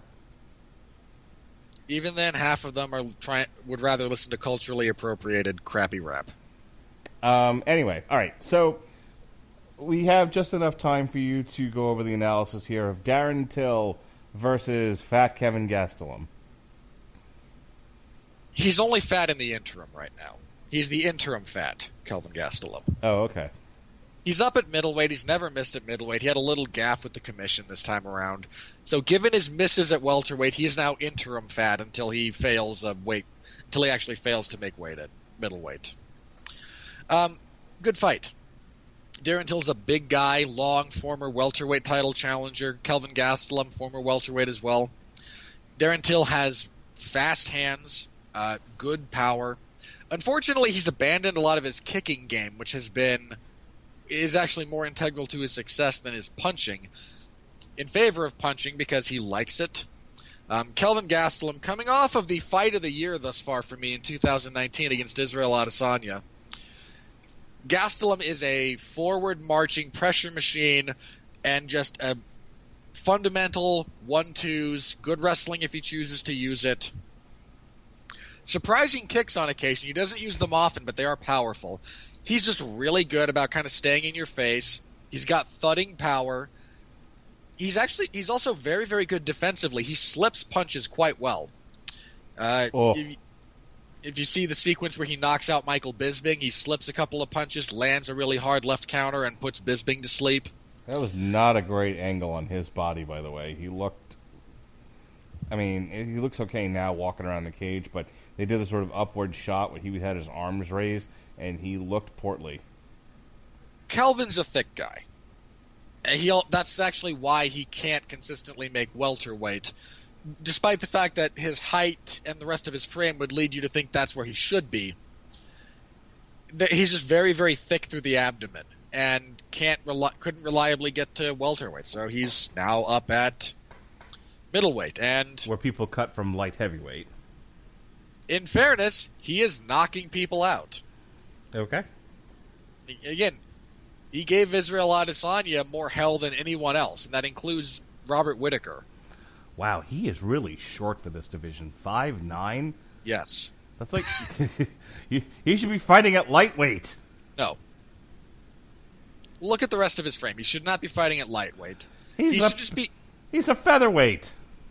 That's not even remotely true. Look at him, 5'9". Half of the guys, like at 5'8", 5'9", that's usually featherweight height. Again, look at his actual body and tell me he has any prayer of making 155. Well, no, he's got really thick bones. No, everyone's bone density is essentially the same. Nah, he's got a big frame. He's got a queen size bed frame. Yeah, again, the man, he's a thick guy through the torso. He just is. Yeah. No, he's a big dude. He needs to be fighting at featherweight. Too short. Life is too short. Life is too short for him to try and cut the weight to even make Again, this guy missed weight at welterweight a couple of times. Too Short was the name of a rapper from the 80s, though I think he's still around. And he is a small dude. Okay. Like not like smaller than Kevin Gastelum, who's too short to be fighting at middleweight. Look, freaking McGregor's shorter than Kelvin Gastelum. Come on. He should have been fighting at middleweight. He was the featherweight champion of the world. That's not a great example. Yeah, he's shorter, and McGregor's fought at welterweight. Yeah. God, I wish they would fight. Kelvin would kill him. I don't need to see Conor McGregor fight again, nor do I need to see him in the WWE. I need Conor McGregor to open up his own bar fighting league. You see what happened relative to his punching that old man in the bar? Didn't he get beat up by the old man? No. He pled guilty on the assault charge, paid $1 million fine, and serves no jail time. And I bet it barely dented his pocketbook. The Irish media is pissed. They expected justice. They've kind of turned on Conor before this. Like, he's not been a person in good standing, so to speak. But the American bros love Conor McGregor. Because the American chads and dude bros think he's their king. And I would happily let him lead them all into the Atlantic Ocean. All right, we're starting off here hot and heavy. Both guys fast starters. They immediately clinch up. Kevin Gastelum's delivering knees to the torso in the clinch. Right now he's content to. He's got one underhook, one arm over, and he was clasping Darren Till. He's got him up against the cage now.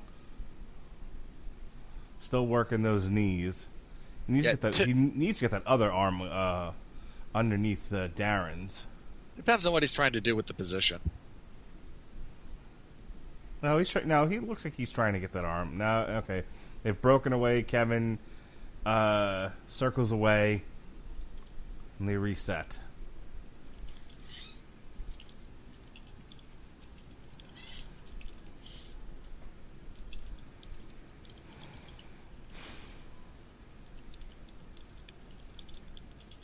Lots of feinting going on right now. Yeah, Till, you'll notice, does kind of the same thing that Thompson does as far as his hand position goes, with much less head movement or footwork.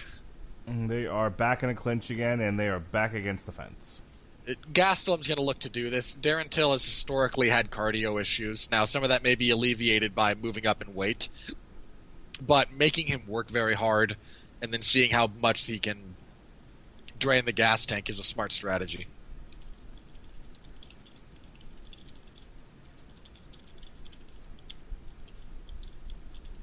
Till turns him around. Now Kevin's back is against the fence. Yeah, Gastelum I don't think is terribly worried about a lot of positioning here, as he's much more concerned with just making Till fight at a very high pace.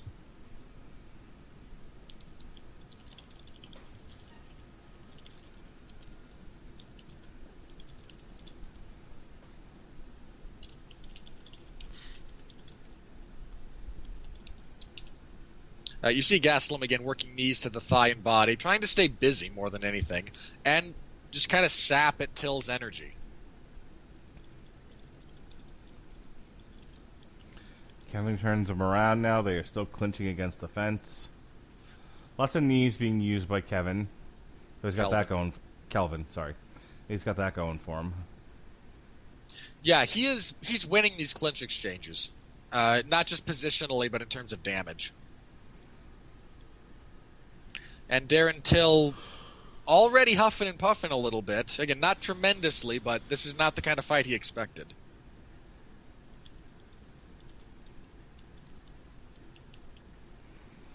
All right. Gastelum breaks away. Till content to throw leg kicks now. Nice to see him reincorporating the leg kicks. Again, his kicking game is an important part of his arsenal.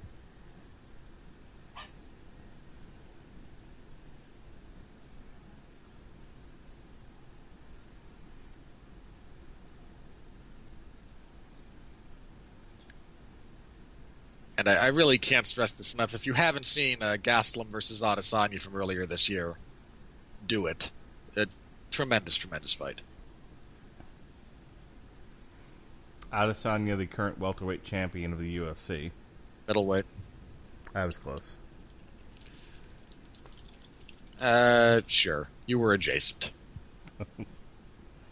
You couldn't even tell me who the welterweight champion is, though, could you, without looking it up? Well, it's not Carlos Conduit. Wow. Carlos Condit hasn't won a fight in like 3 years. Right, it's not him. I've already. You couldn't name me the top 5 welterweights if I put a gun to your head, could you? Tyrone Woodley.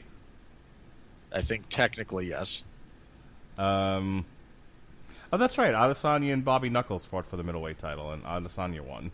Yeah, knocked him out in the second round. That's right. That's right. I remember now. Welterweights.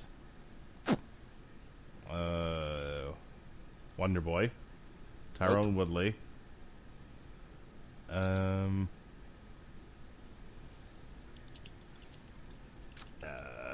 George St. Pierre. Nope. Carlos Conduit. This is hilarious. Nick Diaz. Not even. No. Nick Diaz gained 150 pounds and hasn't even come close to fighting in like a decade. This tells you how well this fight's going. That we're playing. Guess that. No. The fight's fine. I just enjoy you flailing about with this stuff. Who's the welterweight champion? Kamaru Usman.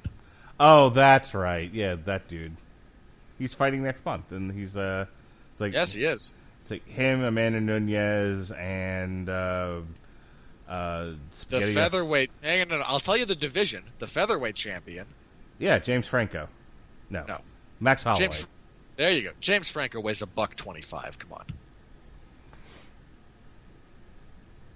Max Holloway. Amanda Nunez.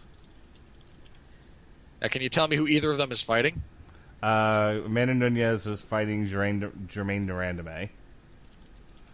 Max Holloway is not fighting Jose Aldo but he's fighting on the card. That is true. And who'd say was the welterweight champion? Kamaru Usman. Right, Kamaru Usman. I have no idea who him or Max are fighting. Yeah, that's sad. Okay, for the record. Top 5 welterweights, you have Kamaru Usman as champion, Colby Covington as, I believe, number 1 contender. The Trump guy. Yeah. Jorge Masvidal, who's on this freaking card. You say that now. All right, let's pay attention here, because Till's trying to do something. No, he's not. Okay, also for the record, Max Holloway is fighting Alexander Volkanovski. Sure. All right, so, wow, Till is having problems with his cup. Yep. He keeps trying to adjust himself. Equipment malfunctions. Not a good thing.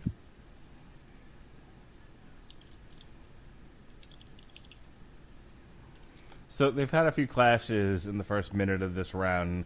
They didn't really go anywhere or accomplish anything. But they were there. Damn it, they were there.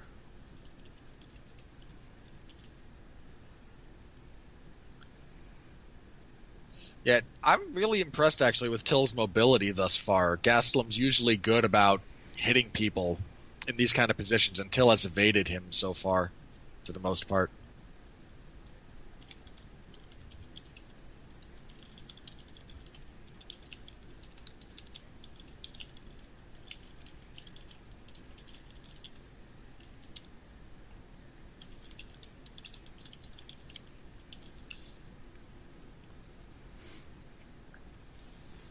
For the record, I gave Gastelum the first round, but that's an iffy call. Could go either way.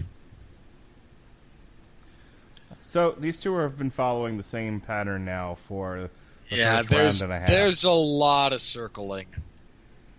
A lot of circling and a lot of clinching. Oh, and we've got an eye poke. Well, at least that's different. You know that's our first eye poke of this entire card? Just saying. We had woos on the opening card, you degenerates. Took us until the co-main event to get an eye poke.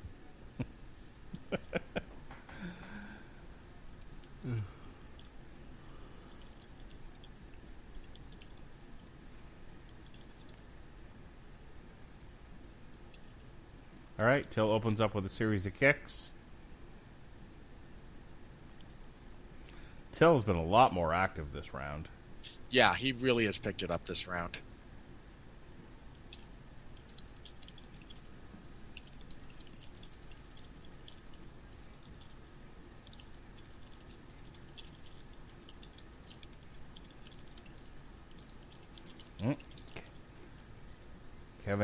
Kelvin pushes Till all the way back to the fence, like the middle of the cage.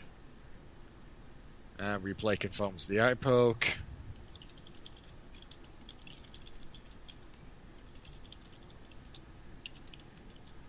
Till is having all kinds of problems right now. Yeah. You know, Till doesn't overcome adversity all that well.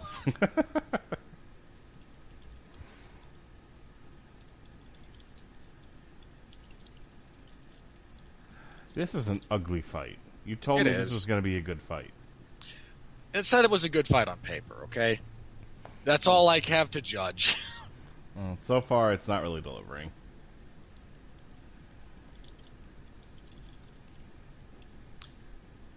I mean, Till struggling with his cup has been more interesting. Yeah, again, the angles Till's been cutting anytime they kind of get into punching distance have really thrown off Gastelum's usual retinue of offense, and it's caused Gastelum to go to more of this clinch-heavy offense, which he clearly prepared for anyway. And Till wearing down. You can start to see it here in some of these exchanges. Till he's not Derek Lewis gassed, but he is fatiguing. I wonder if Darren Till's balls are hot. Almost certainly. Maybe that's why his cup keeps moving. Too sweaty. Mostly that's actually a byproduct of it being improperly secured, either with its whatever fashion of cup you choose to use. There's a few different styles that people will go for. Again, if it's improperly fastened, or even if it is properly fastened, some of the ties can break, and then it's just sliding around there, and that is unpleasant. Speaking of properly fastened, I'm wearing my Matt Taven shirt today. That has nothing to do with proper fastening. And Matt Taven is terrible. Madison Square Taven. That is not a thing. In honor of Madison Square Garden. Well, the shirt actually says Madison Square Taven on it. You are the only one who bought one of those. That's fine. Look, I'm glad you don't wear it in public. I drove my kids around doing errands today worth it on. They should be ashamed of you.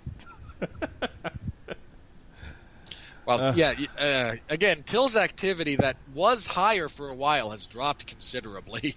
My God, if we weren't doing commentary, I'd be on Twitter during this fight. This is so boring. Go on Twitter anyway. All right, you were saying I cut you off there. Till's basically given away this round with his performance over the last 2.5 minutes. Yeah, this has not been good.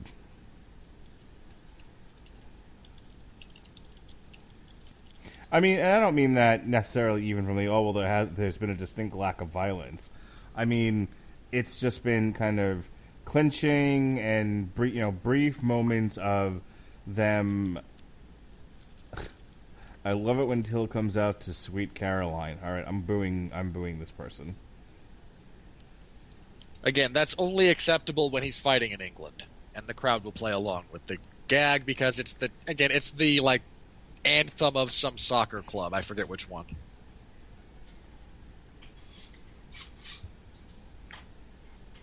mean, Till had a good, 2 minutes and then kind of just gave away the other 3.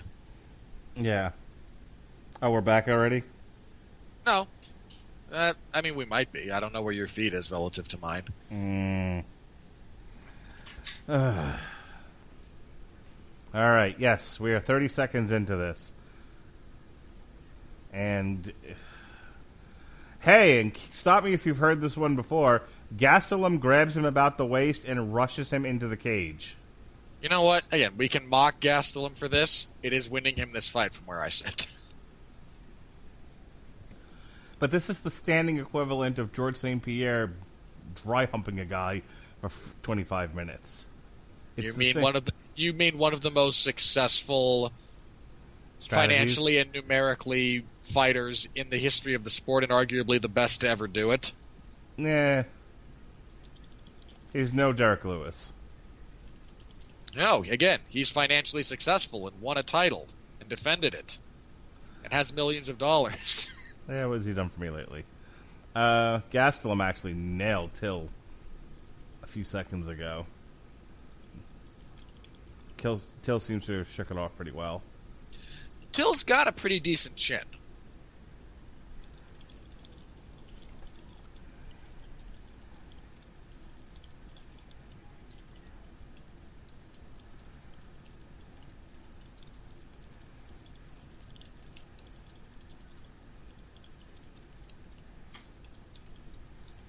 Folks, I wish I could I could talk and tell you what's going on, but there's not a whole lot. We're almost 3 minutes down left for this fight, and we're kind of in the same place we were at the start. Yeah, these two are just kind of both fighters taking a more low output, safety first approach when fighting the other. This is your co-main event. Hey, weren't you the one who said of the heavyweights, well, they can't all be good, we have to give people downtime?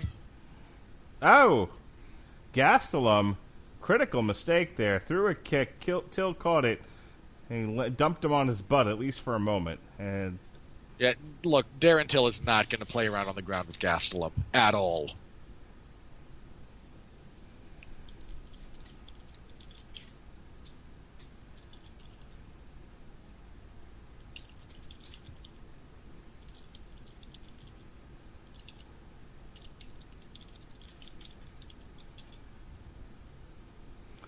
Uh, 2 minutes left.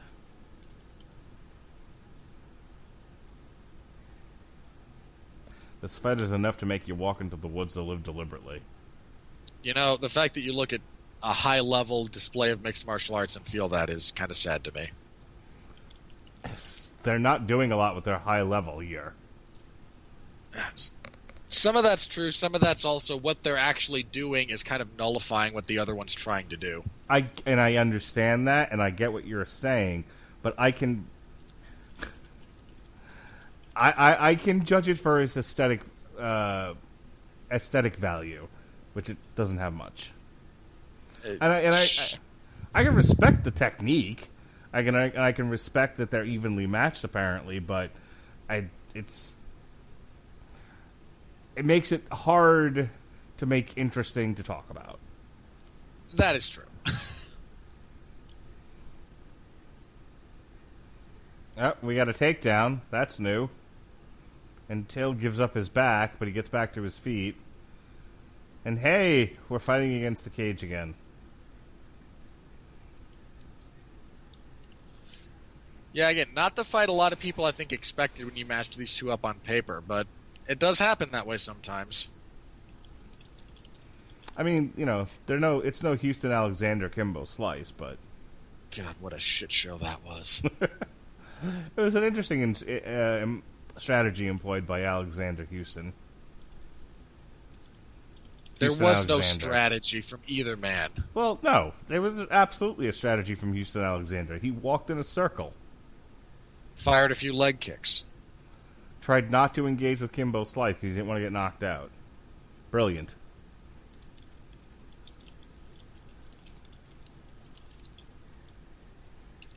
And we're done. God damn. We're done. Ugh. For the record, I have Gastelum up 30-27, but some of those were close rounds. I have the crowd down 0. They've been spoiled all night. They can take an L here. All right. And The Rock is in the building, baby. As for the results of the previous fight, Darren Till wins via split decision, and no one cares. Yep, there were 2 30-27s, one for each fighter, and a 29-28 for Darren Till. And there was much rejoicing. No, there wasn't. Only that it ended. And I'll defend elements of that fight, but when even I tend to have trouble kind of going, yeah, that was enjoyable. If I rewatch it, I might find some interesting stuff to kind of pick at, but other than that, nah. But The Rock is here with the BMF belt, the one of one, only one. What does that stand for, Robert? I'm not swearing on air like that. It's a bad motherfucker. That's what it stands for. You'd think they could have... whatever. Never mind. Okay, I understand that it's like, it's a gimmick title. Yes. It was something to lend some personality to what was already a fun fight. But did I hear tall tales, that this is actually going to be a division and the belt will be defended? That's a load of crap. Okay, God, I hope so. Look, people are going to track its lineage now because that's what people in the fight game do. Like, somebody noted that it took until, like, the actual lineal lightweight title was only fully gotten together when Benson Henderson beat Nate Diaz. Because at one point I think Gomi held it. Like, again, there's people who track stuff like this. Someone will track the lineage of this particular title.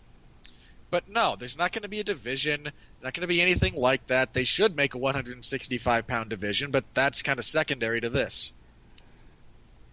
Like, how would you... There's some people saying, like, oh, this is going to be a division. Like, how do you... It's not. How do you do a bad motherfucker division? What weight do you put that at? Whatever the two guys agree at.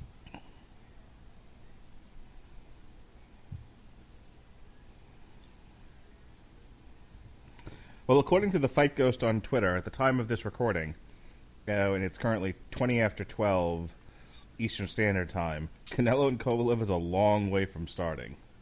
Watch this be over in 30 seconds. God, I hope so.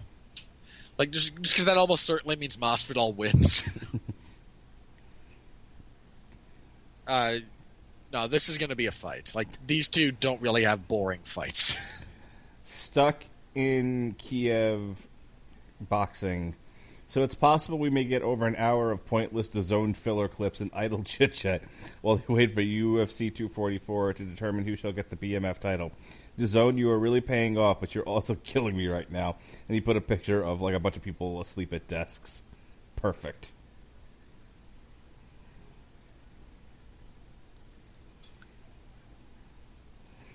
Raging Babe on Twitter. Kovalev laying on the couch, about to take a damn nap. I would. Get up and have breakfast with Kovalev versus Canelo. I seen the bad moon rising.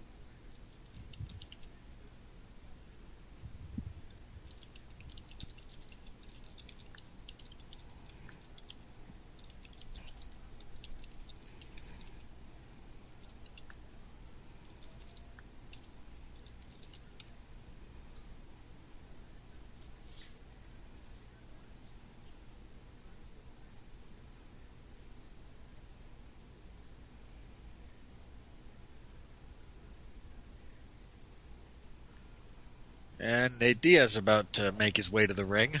Cage, whatever. Ryan Garcia has stopped Romero Juno in 98 seconds. Wow. A lot of, between last night and tonight, like the Showbox main event ended in like 30 seconds. Hey, look, there's a Nick Diaz sighting. You can see how much weight he's put on. I almost got you to, I almost contacted you to do coverage for that, and I was like, nope, I just want to go to bed. I wouldn't have done it. I had just gotten home from seeing Terminator, Dark Feminism, and can't wait to discuss it. Yeah, and I mean, I enjoyed it, but definitely a female-centric movie. Not inherently a bad thing.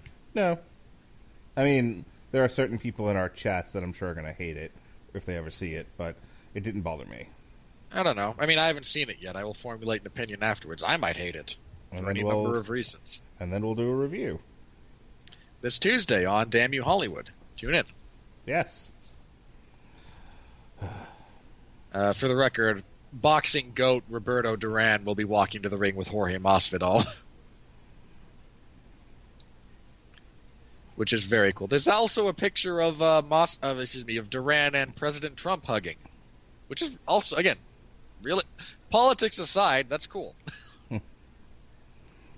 I'm not in, again, like, I don't care all that much about what you think about Trump as a president. It's just kind of a cool moment. So there's a lot of those kind of cool moments associated with this card thus far. So weird. Yeah. Again, we have this main event. We have the literal president of the United States in attendance. The Rock just walked out with the belt, and we'll be putting it on the winner.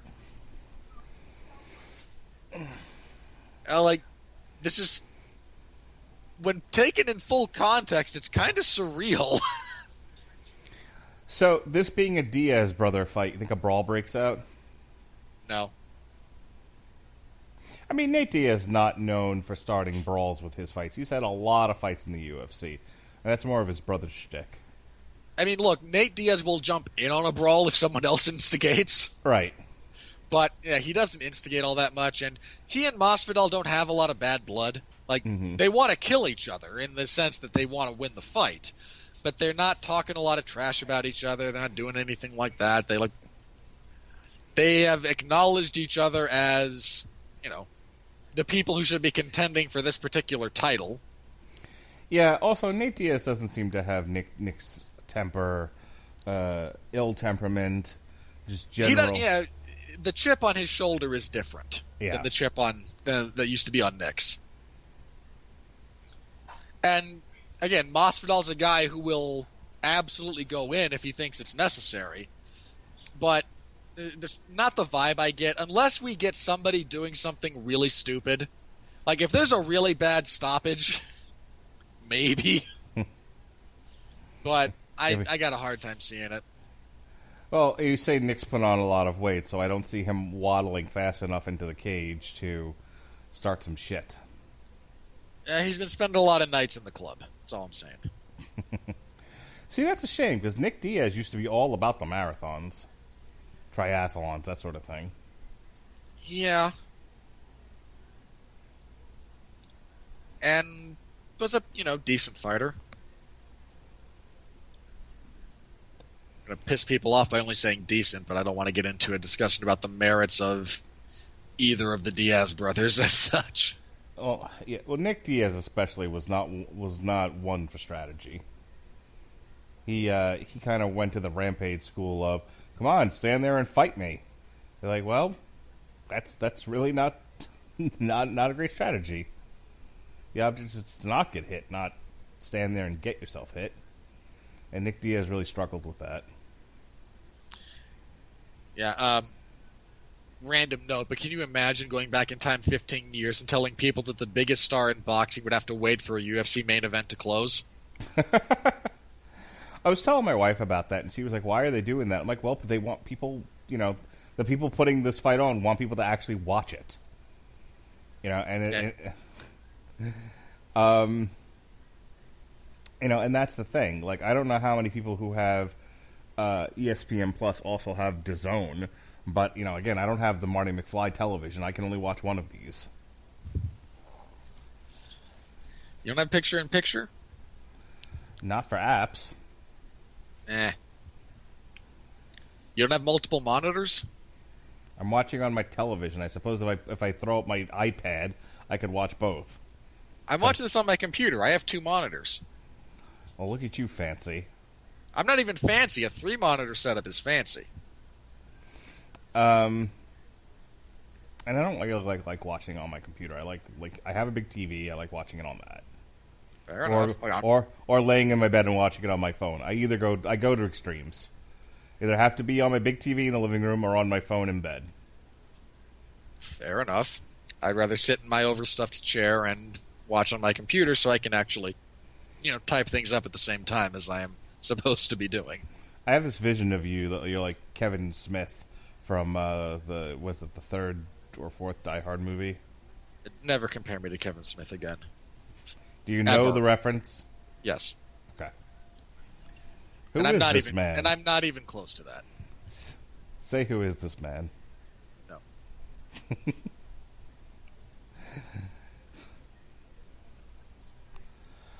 Oh, boy. All right. I think we are about to get underway here. Ready for the introductions for the main event yet. Oh, feel the anticipation. This is going to be good.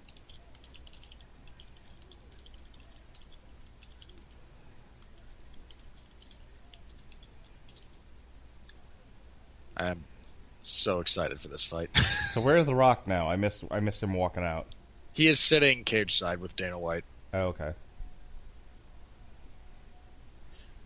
I imagine if we watch the cage side area as some of the camera pans around, we'll see him. I wonder how pre-production's going for Black Adam. Considering he also just announced he's going to be playing Mark Kerr in a biopic coming up. Well, he stays busy. The Rock works, man. That man hustles. Whether his movies do very well or not, it's hardly the issue. Look, he gets 1 bomb, 1 decent one, and 1 blockbuster pretty much every year consistently. He's just going to keep working.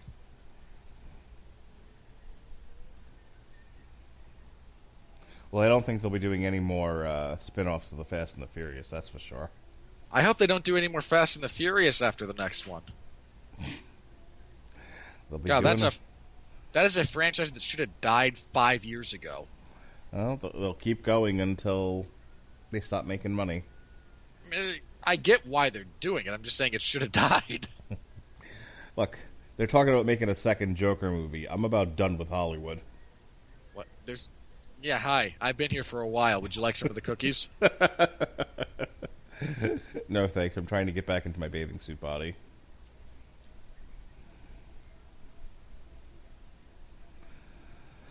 Start already. Come on. That's the thing with doing guerrilla punk rock DIY alternative commentaries, ladies and gentlemen. We can't go to the truck. We actually need to talk through this stuff. We can't show packages. We got to vamp. We got to come up with stuff to talk about.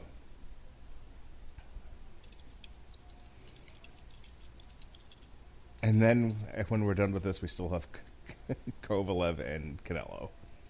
You're the one who pitched that. Yep. And look. I have to remember that you have no you will always do crap like that. I have to be the adult in the room and go no. I'm committed at this point. I don't care how tired I am. Look, I'm not saying I'm not backing out. Mm-hmm. I'm just saying I have to remember that you're always going to do stuff like that, and I have to be the one that says no. It's good for the network. Sure.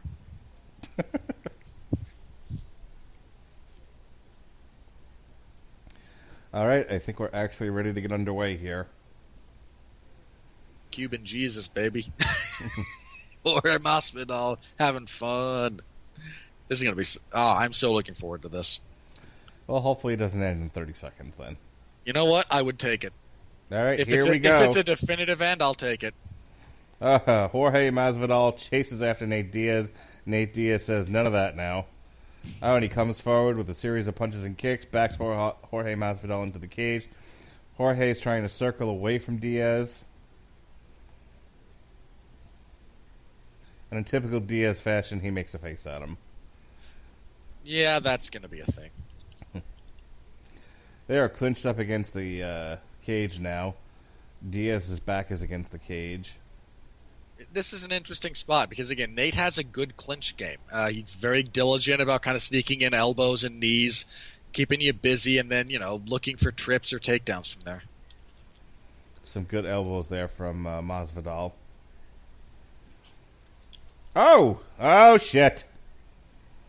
So Masvidal was laying it in on him. He threw a head kick as Nate Diaz was sort of hunched over, and Nate Diaz went down on his ass. Not enough to knock him out, apparently. Oh, no, it takes multiple head kicks to knock out Nate Diaz. Well, this isn't going well for Nate. They're going to end up stopping this fight if this continues.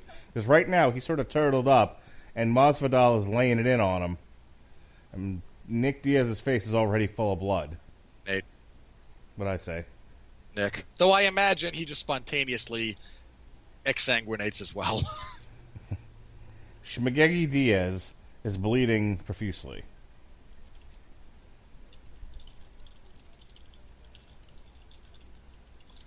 Masvidal is looking for an opportunity here, I think, to go to the ground. Diaz is like, come at me, bro. Masvidal just punched the mat.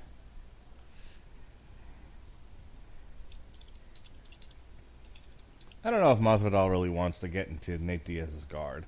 That seems like it would be a silly move. Look, Damian Maia couldn't submit Jorge Masvidal, all things being equal, okay? I don't believe that to be true. They fought! He had his back for periods of time and just had nothing for him. Like, Masvidal's good at everything. The sun was in Damian Maia's eye. Oh, God.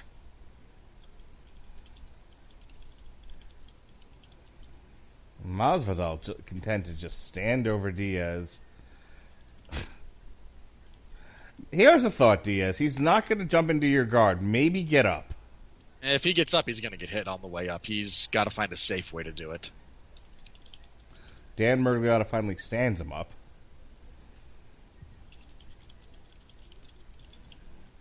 Kick to the torso. Nate Diaz takes the leg. He's looking for a takedown. Yeah, again, Nate has a pretty decent takedown game. Not because it's great in and of itself, but he tends to surprise you with it.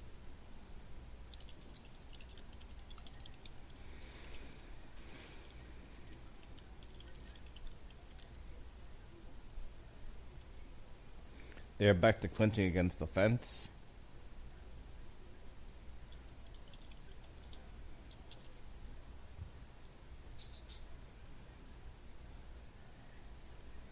Again, Nate does a lot of clinch work. It tends to be overlooked as part of his game.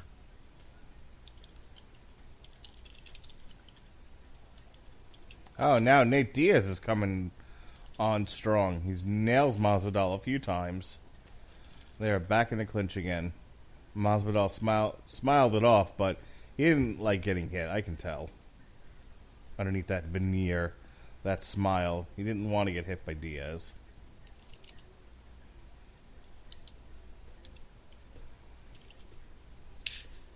Well, I mean, no one likes getting hit, for the most part. Not to kink shame anyone.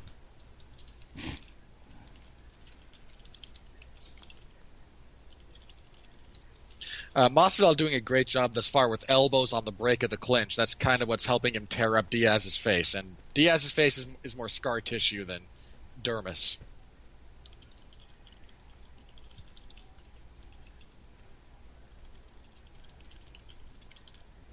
Less than 30 seconds to go. Masvidal runs, skips, circles away from Diaz.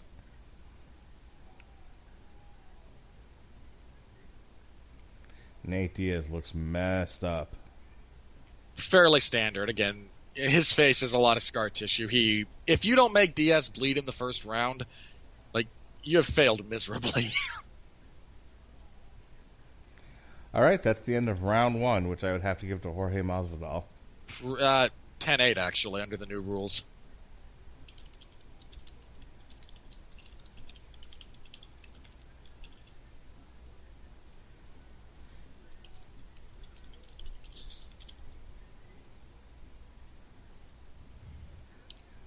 Oof. Replay of that head kick.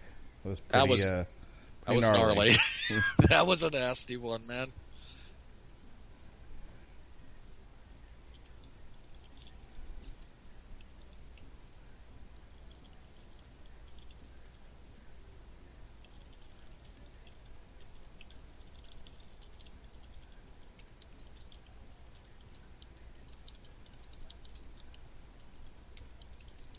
All right, we are ready to start round 2 of the BMF Championship of the World. Oh, those elbows from Masvidal on the break have been nasty.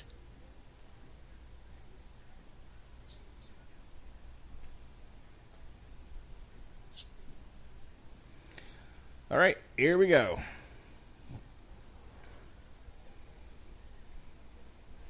Nate Diaz rushes out. Masvidal content to just let him come to him.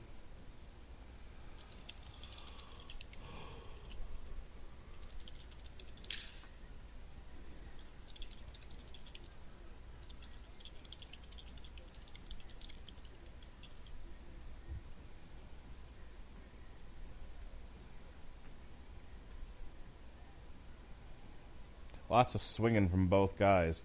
Masvidal We're going to get a lot of that. Masvidal seems to have tripped over his own feet. Both guys have a habit of kind of punching themselves off balance at times.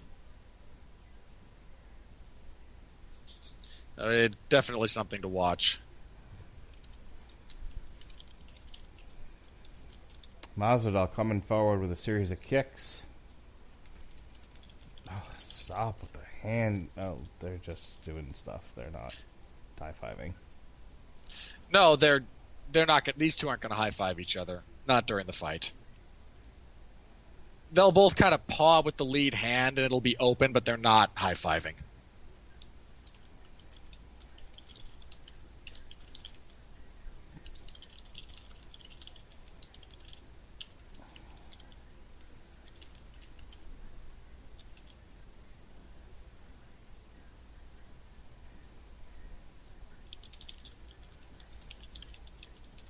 Oh, good shot. Good left from Jorge Masvidal. Stuns Diaz.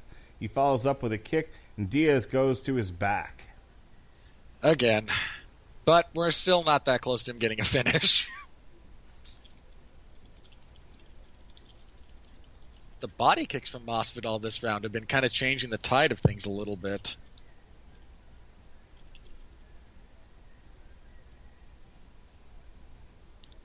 I mean, he's not, making Nate suck wind, but Diaz doesn't like him.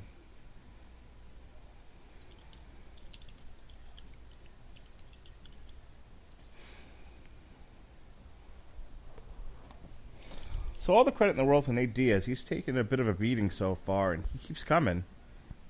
He has survived a number of flurries.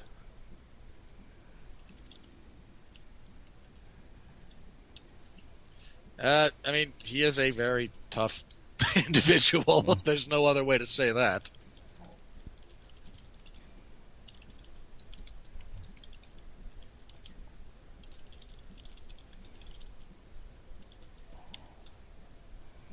Masvidal clinches up with him again. Pushes him back into the fence. Those body kicks from Masvidal, man. There's I don't know what they saw in the game plan, in the film study that led them to use those, but that is working. Nate Diaz is getting brutalized by this guy. This is not going his way at all. Not so far. But, again, Diaz is built for attrition. And the longer this goes, the more it kind of favors him. So Nick Diaz is doing this, just hands down, walking away like, I don't sweat you. And Masvidal's like, oh, well, I'll just hit you then. And so he did. God bless you, Jorge Masvidal.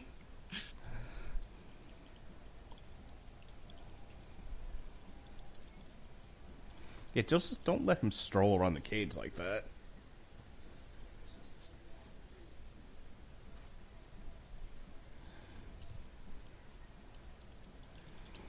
All right, we get some half-ass punching from Nate Diaz in the clinch. Up. Takedown by Jorge Masvidal. Again, Masvidal kind of good at everything. He's got him. He's got his back. He's delivering some half-hearted punches to the side of the head. I will be shocked if he submits Nate Diaz. I will just say that.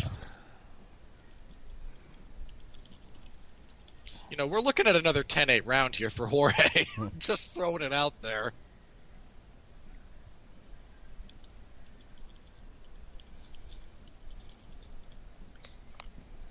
All right. Nate tries to roll through. Masvidal reverses. They are rolling for position. Hey! Nate tries for a leg lock. To the shock of no one.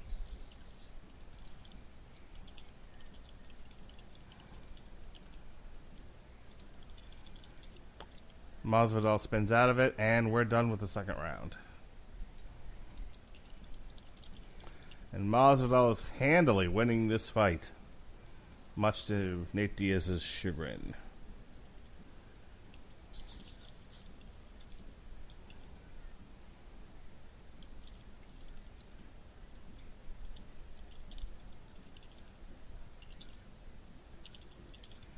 Good shot to the body from Masvidal on the replay.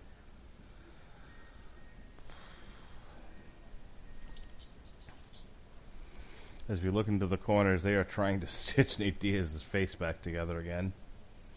Masvidal's done a really good job of breaking him up. Yeah, Masvidal has tried to put him through like a car windshield here. Again, I've got him up to 10-8 rounds.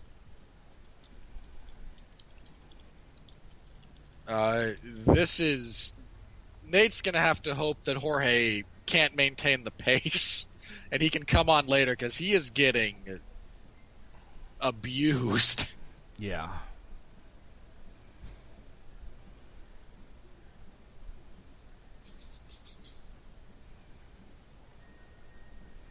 All right, we begin round 3.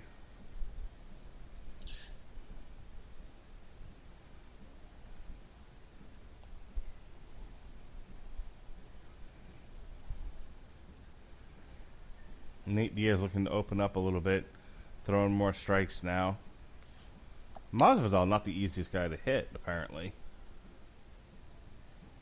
Not the easiest, no.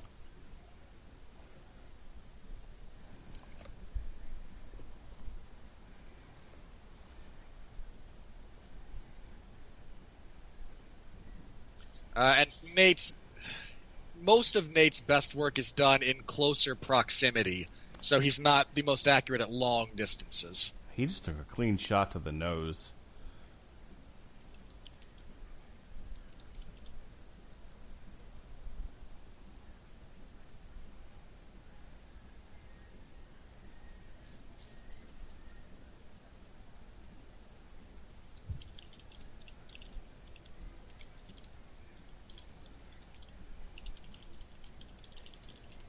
Again, those body kicks from Masvidal are nasty. They are clinched up again against the fence.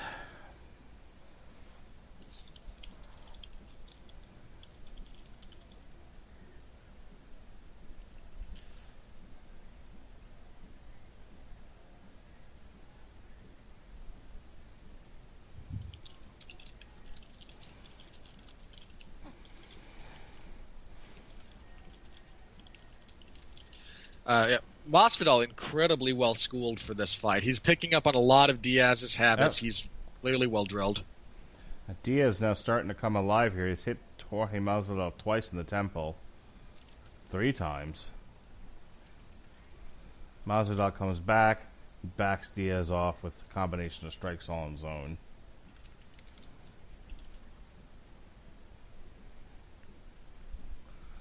Both men know that the longer this fight goes, the more problems they're going to end up having, the more likely it is they're going to lose.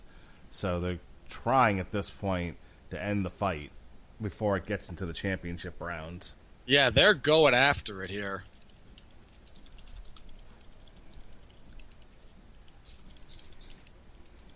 Seriously, man, those body kicks from Masvidal, ow! I mean, Nate's not a guy who's historically soft to the body, but he's also incredibly, tough to the head, so it makes sense. He might also be just setting up a head kick. Mm.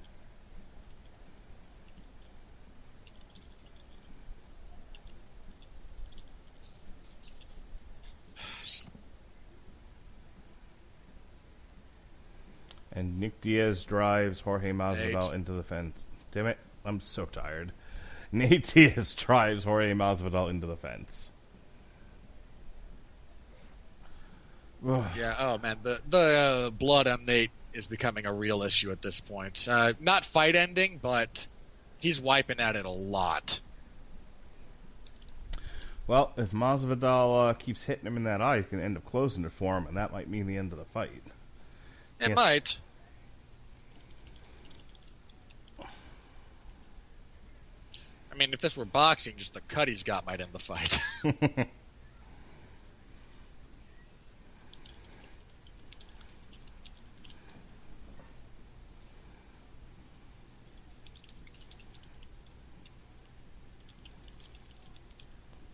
In an attempt to throw Masvidal, both guys went down to their knees real quick. Masvidal recovered. Yes, Nate Diaz against the fence still. He's got kind of a half Nelson going on him now. Nate Diaz pulls guard and drops to his back. Interesting tactic by Diaz there. Again, he's normally happy to work in the clinch, but the fact that he's trying to get out of it is not a good sign. Masvidal content to just ground and pound from the clinch. No, sorry, from the guard. As he should be. And Nate Diaz is desperately trying to make something happen for himself on the ground. For the record, that half Nelson position Masvidal was trying to use, he's trying to set up knees with it.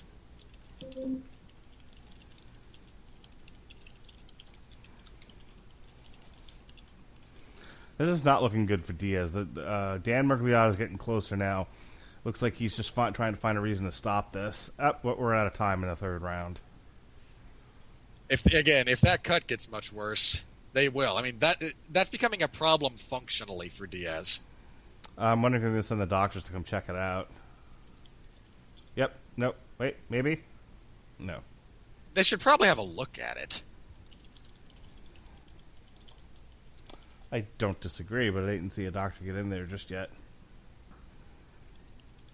Good kick to the body from Masvidal. Those have been a much bigger part of the narrative of this fight than I thought something like that would be. He has slammed him with those a lot. But now we get to see how Masvidal's gas tank is, because this has been a high-paced fight.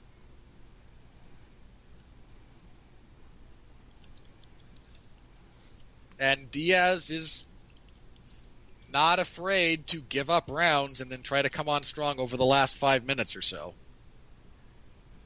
I mean, Nate's never going to quit on the fight. Okay, looks like he is being checked out by the doctor. Good. I'm not sure it should. Again, I'm not saying it should end the fight, but he's wiped at that enough that the doctor should take note. You know? Absolutely. Diaz pantomiming that he's still fresh as a daisy despite having his face fucked up. He might be in terms of his conditioning. What is happening here?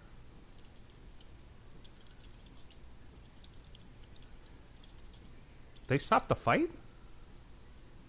I don't know. Again, I'm a little bit behind you.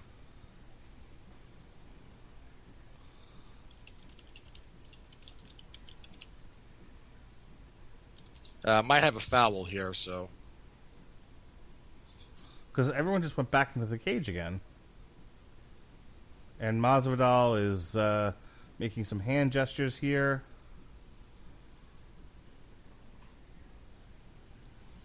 Apparently they did. The doctor did not like that cut, and in fairness, it's swelling badly now over his eye. They did indeed stop the fight, as they should have.